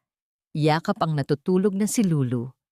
Ang kanyang mukha ay larawan ng isang taong nagmamay-ari ng lahat ng barko sa dagat, ngunit nalulunod sa isang basong tubig. Bumagsak ang balikat ni Isagani. Ang kanyang tindig na dati ay puno ng yabang ay tila naglaho. Pinalitan ng isang pagpapakumbabang hindi pa niya kailanman na ipakita sa sinuman. Dahan-dahan niyang inihiga si Lulu sa sofa at lumapit kay Diwata. Hindi bilang isang amo, kundi bilang isang lalaking natalo ng sarili niyang kakahuyan. Diwata, ang boses ni Isagani ay garalgal. Narinig mo ang anak ko at narinig mo rin ang sinabi ko kanina. Hindi sapat ang pera. Hindi sapat ang mansyon na ito. Ang kailangan namin ay ikaw. Sir, may buhay din po ako sa labas, sagot ni Diwata. Pilit na pinapatigas ang kanyang puso. May mga tao rin po sa tondo na umaasa sa akin. Alam ko, mabilis na sagot ni Isagani. At hindi ko hinihiling na kalimutan mo sila. Ang hinihiling ko lang, bigyan mo ako ng pagkakataon. Isang pagkakataon na patunayan na natuto na ako. Huwag kang umalis bilang katulong. Manatili ka bilang bahagi ng pamilyang ito. Isang matinding katahimikan ang namayani. Ang hangin sa loob ng mansyon ay tila naghihintay sa hatol ni Diwata. Tumingin si Diwata sa mga mata ni Isagani at doon niya nakita ang isang bagay na wala noon. Ang katotohanan. Wala nang pagmamataas, wala nang pagdududa. Dahan-dahang kinuha ni Diwata ang kanyang luma at basang bag na canvas. Isinakbit niya ito sa kanyang balikat. Patawad po, Sir Isagani, bulong ni Diwata. Pero sa tingin ko po, Kailangan niyo munang matutunan kung paano maging isang ama ng mag-isa. Ang presensya ko ay magiging saklay niyo lang at hindi kayo matututong lumakad ng matuwid para sa mga bata. Pinihit ni Diwata ang siradura. Ang tunog ng pagbubukas ng pinto ay tila isang huling paalam. Lumabas siya sa malawak na beranda, sinalubong ng malamig na hangin ng madaling araw. Hindi siya lumingon. Naglakad siya patungo sa gate. Ang kanyang bulto ay unti-unting liliit sa paningin ni Isagani. Naiwan si Isagani na nakatayo sa may pintuan. Yakap si Jojo na patuloy na umiiyak. Pinanood niya ang pag-alis ng babaeng nagligtas sa kanyang kaluluwa. Ang mansyon na dati ay simbolo ng kanyang tagumpay ay tila naging isang malaking selda muli. Ngunit sa pagkakataong ito, may nagbago. Jojo? Mahinahong sabi ni Isagani habang pinupunasan ang luha ng anak. Hindi natin siya pipilitin ngayon, pero pangako ko sa'yo, hindi ko siya hahayaang mawala ng tuluyan. Gagawin ko ang lahat para maging karapat-dapat tayo sa pagbabalik niya. Ang kabanatang ito ay nagtatapos sa larawan ni Diwata na sumasakay sa isang maingay na jeepney sa labas ng subdivision. Ang kanyang mga mata ay nakatingin sa malayo. Habang sa loob ng mansyon, si Isagani ay dahan-dahang isinasara ang pinto. Hindi upang ikulong ang kanyang sarili, kundi upang simulan ang unang gabi ng pag-aalaga sa kanyang mga anak ng mag-isa. Ang pagbabayad ay tapos na, ngunit ang tunay na pagsusulit para sa kanyang puso ay kasisimula pa lamang. Hindi sapat ang salapi para itayo ang isang tahanan ng gumuho na. Iyan ang mapait na katotohanang gumigising kay Isagani tuwing umaga sa loob ng isang linggo mula nang umalis si Diwata. Ang mansyon ay malinis dahil kumuha siya ng bagong agency para sa mga katulong, ngunit ang bawat sulok ay tila may kulang. Ang amoy ng mamahaling pabango sa paligid ay hindi kayang palitan ang amoy ng sampagwita at bagong luto na pagkaing laging dala ni Diwata. Sa kusina, sinubukan ni Isagani na magluto ng almusal para sa mga bata. Ang tunog ng pag-umbok ng kumukulong tubig sa kaldero ay tila isang babala. Nasunog ang unang batch ng sinangag at ang itlog ay sumabog dahil sa sobrang init ng mantika. Sa halip na magalit, napangiti na lamang si Isagani ng mapait. Doon niya napagtanto kung gaano kahirap ang bawat galaw ni Diwata na dati ay binaliwala niya. Papa, ang gulo po ng buhok ko. Reklamo ni Lulu habang hawak ang isang suklay. Lumapit si Isagani. Sa pagkakataong ito, hindi niya minadali. Dahan-dahan niyang hinawi ang mga buhol sa buhok ng anak. Ang kanyang mga daliri, na sanay sa pagpirma ng mga milyon-milyong kontrata, ay dahan-dahang natututo sa sining ng pagiging isang ama. Ang bawat hagod ng suklay ay puno ng ingat. Tila ba ang buhok ng kanyang anak ay gawa sa pinakamahal na sutla. Patawad, Lulu. Pag-aaralan ni Papa kung paano gawin ang tirintas na gusto mo. Bulong ni Isagani. Nang hapon ding iyon, hindi tumuloy si Isagani sa kanyang opisina. Sa halip nagmaneho siya patungo sa tondo. Hindi siya nakasuot ng kanyang business suit. Naka-t-shirt lang siya at maoong, isang anyo na hindi aakalain ng sinuman na siya ang hari ng vaporship industry. Pagdating niya sa eskinita, kung nasaan ang barong-barong ni Diwata, nakita niya ang babae na abala sa paglalaba sa tapat ng kanilang pinto. Ang tunog ng paghagod ng sabon sa labahan ay may ritmo ng pagsisikap. Hindi bumaba si Isagani para mag-utos. Sa halip, lumapit siya at kinuha ang mabigat na timba ng tubig na balak sanang buhatin ni Diwata. Ako na, Diwata, sabi ni Isagani. Ang kanyang boses ay mahinahon at walang halong pag-uutos. Nagulat si Diwata. Sir Isagani, anong ginagawa niyo rito? Baka madumihan ang damit niyo. Hayaan mo na ang damit ko, sagot ni Isagani habang ibinubuhos ang tubig sa malaking palanggana. Nandito ako para humingi ng pagkakataon. Hindi bilang amo mo, kundi bilang isang taong gustong matuto sa'yo. Ito ang golden moment ng kabanatang ito. Ang makapangyarihang Isagani Basang-basa ang t-shirt ng pawis at tubig, ay tumabi sa isang katulong upang tumulong sa paglalaba. Walang salita ng pagmamataas, wala ng distansya ng yaman. Sa loob ng ilang oras, nanatili si Isagani sa paligid. Tumulong siya sa pag-aayos ng tumutulong gripo ni Diwata. Ang kanyang mga kamay ay nagkaroon ng mga gasgas at ang kanyang mukha ay nadumihan ng kalawang. Ngunit sa bawat segundo, nararamdaman niya ang isang uri ng kapayapaan na hindi kailanman na ibigay ng kanyang mga barko. "Bakit niyo po ito ginagawa, sir?"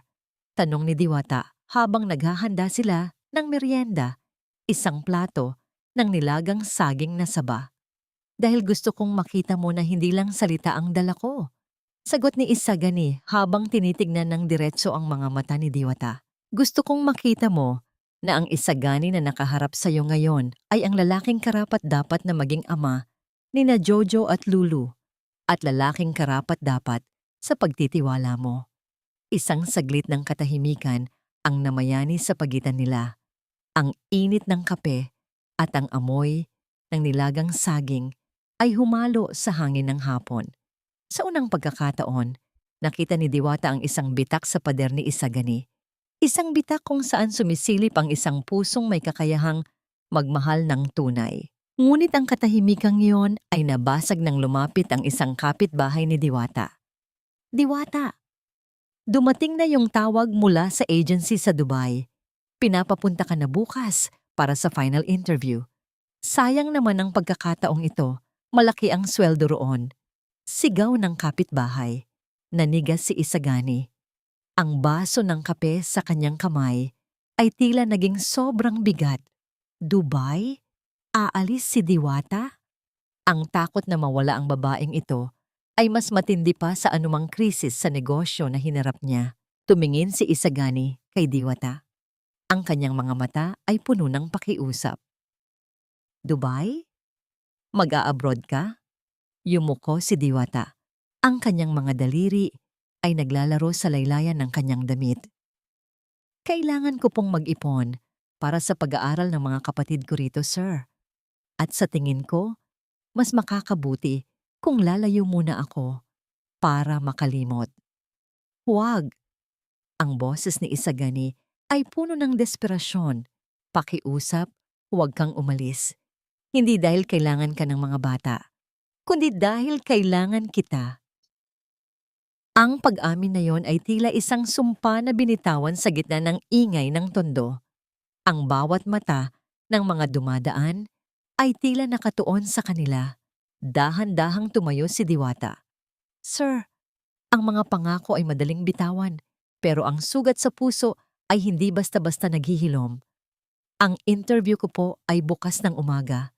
Desidido na po ako." Iniwan ni Diwata si Isagani na nakatayo sa gitna ng putikan. Hawak ang isang basong kape na lumamig na. Ang sikat ng araw ay unti-unting lumulubog, tila sumisimbolo sa pag-asa ni Isagani na unti-unti ring naglalaho. Ang kabanatang ito ay nagtatapos sa larawan ni Isagani na naglalakad pabalik sa kanyang sasakyan. Ang kanyang mga balikat ay bagsak. Habang sa kabilang kalsada, makikita ang isang malaking billboard ng recruitment agency para sa Dubai na tila nangungutya sa kanyang huling hirit para sa pag-ibig. "Papa, aalis na po ba talaga siya? Hindi na po ba siya babalik?" Ang tanong ni Jojo sa gitna ng madaling araw ay tila isang hatol na nagpabigat sa hangin sa loob ng sasakyan. Nakatingin ang bata sa labas ng bintana habang si Lulu ay nakayakap sa kanyang lumang teddy bear. Ang mga mata ay puno ng luhang hindi na humihinto sa pag-agos. Si Isagani, na nakahawak ng mahigpit sa manibela, ay hindi makasagot. Ang bawat tibok ng kanyang puso ay tila isang paalala na ang oras ay mabilis na nauubos. Sa dashboard ng sasakyan, nakalagay ang maliit na kahon ng Nara, ang lalagyan ng diary ni Maricar. Ito ang naging kumpas ni Isagani sa nakaraang mga araw, ang nagturo sa kanya na ang pag-ibig ay hindi nasusukat sa laki ng kumpanya, kundi sa lalim ng sakripisyo. Narating nila ang terminal ng bus patungo sa airport. Ang ingay ng mga taong nagmamadali at ang usok mula sa mga sasakyan ay nagbibigay ng isang magulong boses sa katahimikan ng kanyang damdamin. Mabilis na bumaba si Isagani, karga si Lulu at hawak ang kamay ni Jojo. Sa gitna ng siksikan ng mga tao, nakita niya ang isang pamilyar na bulto. Nakatayo si Diwata sa dulo ng pila, yakap ang kanyang kupas na bag na canvas. Ang kanyang anyo ay maliit sa gitna ng dambuhalang mundo, ngunit para kay Isagani, siya ang tanging liwanag na natitira. Diwata, sigaw ni Isagani. Ang kanyang boses ay napaos dahil sa tindi ng emosyon. Napatigil si Diwata. Dahan-dahan siyang lumingon at nang makita niya ang mag-aama, ang kanyang mga mata ay nagpakita ng isang matinding pighati. Hindi siya kumilos. Tila ba ang kanyang mga paa ay nakabaon na sa semento ng kanyang desisyon. Lumapit si Isagani, hinihingal at pawis na pawis. Ibinaba niya si Lulu. Ang bata ay agad na tumakbo at yumakap sa binti ni Diwata. Ang kanyang maliit na boses ay pumunit sa ingay ng terminal. Ma'am, stay. Please stay. Ito ang golden moment na nagpatigil sa lahat ng ingay sa paligid. Ang salitang mama na nagmula sa bibig ni Lulu ay tila isang himala na nagpabago sa takbo ng tadhana. Hinaplos ni Diwata ang mukha ng bata. Ang kanyang mga luha ay pumatak sa buhok ni Lulu. Diwata, pakiusap. Ang boses ni Isagani ay mababa. Puno ng pagsusumamo na wala ng bahid ng yaman o kapangyarihan. Huwag kang umalis dahil sa awa. Huwag kang umalis dahil sa obligasyon. Manatili ka dahil ang bahay na itinayo ko ay naging tahanan lamang dahil sa iyo. Kinuha ni Isagani ang kwintas na diamante mula sa kanyang bulsa. Ang kwintas na naging mitya ng kanilang paghihiwalay. Dahan-dahan niyang kinuha ang kamay ni Diwata at inilagay doon ang alahas. Ang kwintas na ito ay hindi ko ibinibigay bilang amo mo. Sabi ni Isagani, ang kanyang mga mata ay diretso sa mga mata ni Diwata. Ibinibigay ko ito sa iyo bilang babaeng nais kong makasama sa pagbuo ng isang bagong bukas. Hindi ka nakatulong, Diwata. Ikaw ang magiging katuwang ko, ang magiging ina ng mga anak ko, at ang reyna ng isang tahanang hindi na muling magiging bilanggo. Isang matinding katahimikan ang namayani sa pagitan nila, sa kabila ng ingay ng mga bus na umaalis. Tumingin si Diwata sa kwintas, pagkatapos ay sa mga bata, at huli ay kay Isagani. Nakita niya ang lalaking marunong na ngayong lumuha, ang lalaking marunong na ngayong yumuko. Sir Isagani, bulong ni Diwata, ang boses ay nanginginig. Ang buhay sa Dubai ay isang pangarap para sa pamilya ko. Pero ang pangarap na yon ay walang saysay kung ang puso ko ay naiiwan sa tondo at sa mansyong ito. Dahan-dahang binitawan ni Diwata ang kanyang bag. Ang tunog ng pagbagsak nito sa sahig ay tila ang tunog ng pagsuko sa kanyang nakaraan at pagyakap sa isang bagong simula. Lumapit siya kay Isagani at dahan-dahang isinandal ang kanyang ulo sa balikat nito. Hindi ko po kayo kayang iwan, pag-amin ni Diwata. Dahil ang totoo, kayo ang tahanan ko. Yumakap si Isagani ng mahigpit, ang kanyang hininga ay humalo sa buhok ni Diwata, na amoy sampagwita. Sina Jojo at Lulu ay sumali sa yakap, bumubuo ng isang bilog ng pag-ibig na walang anumang rehas na bakal ang makakasira. Ang sikat ng umaga ay uent-unting sumisikat, nagbibigay ng ginintuang kulay sa paligid ng terminal. Ang mga bus ay patuloy sa pag-alis, dala ang mga taong may kani-kaniyang kwento, ngunit para sa 4 na taong ito, ang kanilang paglalakbay ay pabalik sa isang lugar na dati ay puno ng lungkot, ngunit ngayoy puno na ng pag-asa. Ang kabanatang ito ay nagtatapos sa larawan ni Isagani na hawak ang kamay ni Diwata habang naglalakad pabalik sa kanilang sasakyan. Ang dambuhalang gate ng mansyon ay muling mabubuksan, hindi bilang isang kulungan, kundi bilang isang tahanang handang tumanggap sa bawat sugat at bawat hilom. Isang taon ang mabilis na lumipas, na tila ba ang bawat araw ay isang pahina ng bagong kwentong isinusulat ng tadhana. Ang mansyon ni Isagani, na dati ay tila isang malaking libingan ng mga alaala, ay ngayoy punong-puno ng buhay. Ang sikat ng araw ay malayang nakakapasok sa malalaking bintana, nagbibigay ng liwanag sa bawat sulok na dati ay balot ng kadiliman. Wala na ang malamig at nakakabinging katahimikan. Pinalitan na ito ng himig ng tawanan at ang bango ng lutong bahay na humahalimuyak sa buong paligid. Ngayong gabi ay Noche Buena. Ang hapagkainan na gawa sa marmol ay hindi na napapalamutian ng mga mamahaling porselana na walang gumagamit. Sa halip, ito ay puno ng mga pagkaing inihanda ng mga kamay na may pagmamahal. Sa loob ng kusina, isang pambihirang tanawin ang makikita. Si Isagani, ang makapangyarihang negosyante, ay nakasuot ng apron. Ang kanyang mga kamay ay abala sa paghiwa ng mga sangkap para sa pansit, ang paboritong pagkain ni Jojo. Hindi na siya ang hari na naghihintay na pagsilbihan. Siya na ang amang marunong magbaba ng kanyang sarili para sa kaligayahan ng kanyang mga mahal sa buhay. Bagamat hindi pa rin perpekto ang kanyang pagkilos at madalas pa ring magkamali sa timpla, ang bawat galaw niya ay puno ng pagsisikap. Papa, dahan-dahan lang po sa paghiwa, baka masugatan kayo, biro ni Jojo habang inaayos ang mga plato sa mesa. Ang bata ay masigla na. Wala na ang takot sa kanyang mga mata at ang kanyang tindig ay puno na ng kumpiyansa. Huwag kang mag-alala, Jojo. Natuto na ako, sagot ni Isagani ng may ngiti.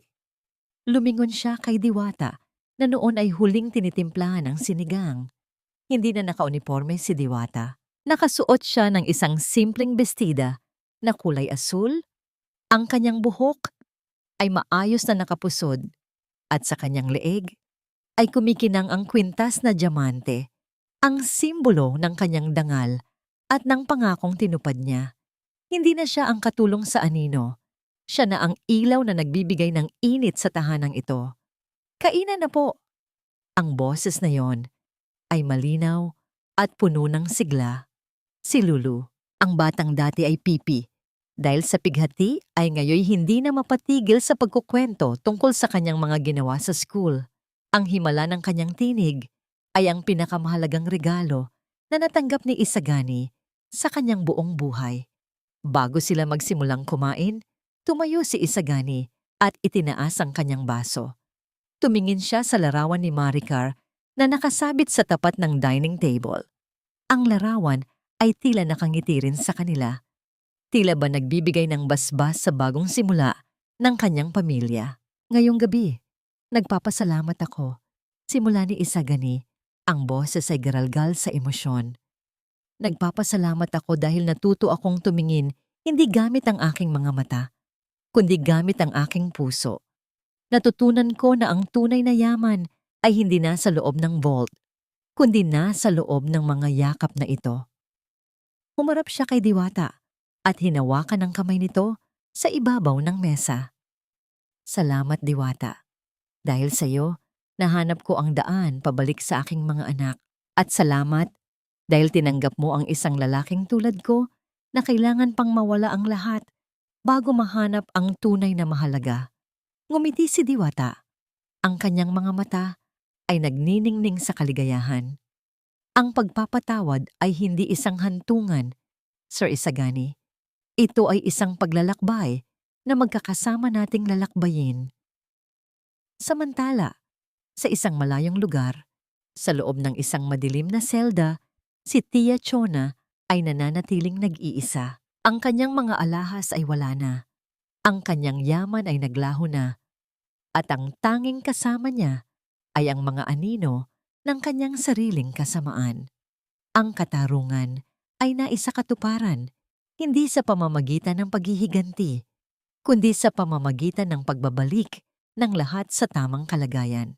Nang sumapit ang 12:00 ng hating gabi, ang langit ng Manila ay napuno ng mga fireworks.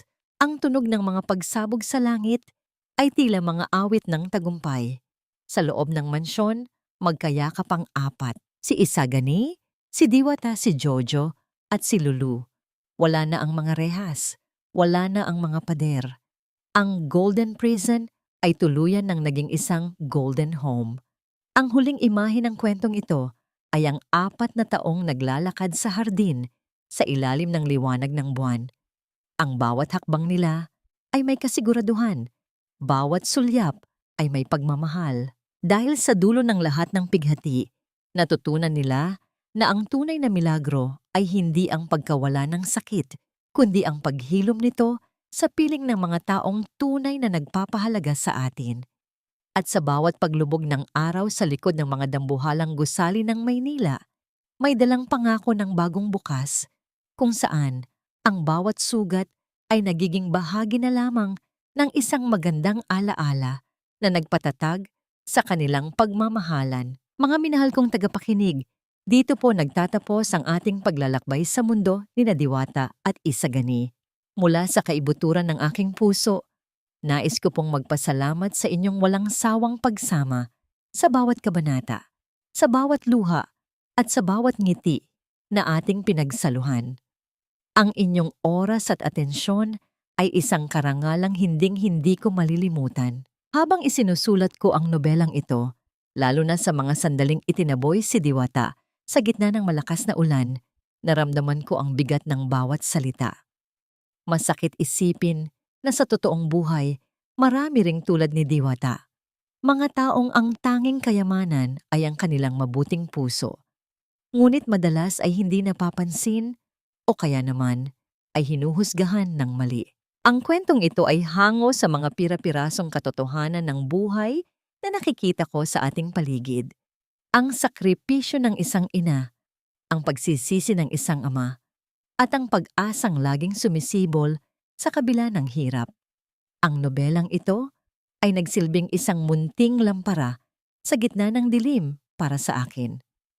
Nais ko pong iparating na sa kabila ng mga rehas ng yaman, pride o galit, palaging may puwang para sa pagpapatawad.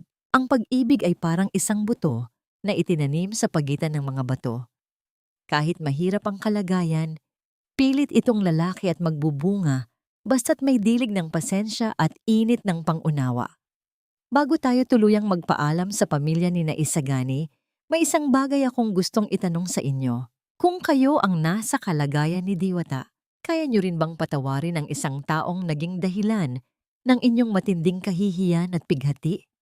O naniniwala ba kayo na may mga pagkakamali na hindi na dapat pang bigyan ng pangalawang pagkakataon? Sana po ay nagustuhan ninyo ang nobelang ito. Kung ang ating kwento ay humaplos sa inyong mga puso, pakiusap po. Huwag ninyong kalimutang i-like ang video na ito at i-share sa inyong mga mahal sa buhay. Napakahalaga po para sa akin na malaman ang inyong mga saloobin, kaya mangyaring iwanan ang inyong mga komento sa ibaba. Ang bawat reaksyon ninyo ay nagsisilbing inspirasyon at lakas para sa akin na patuloy na humabi ng mga kwentong kapupulutan ng aral at pag-asa. Hanggang sa muli nating pagkikita sa susunod na nobela ng pag-ibig, pamilya at buhay. Maraming salamat po at naway manatili ang pagmamahal sa inyong mga tahanan.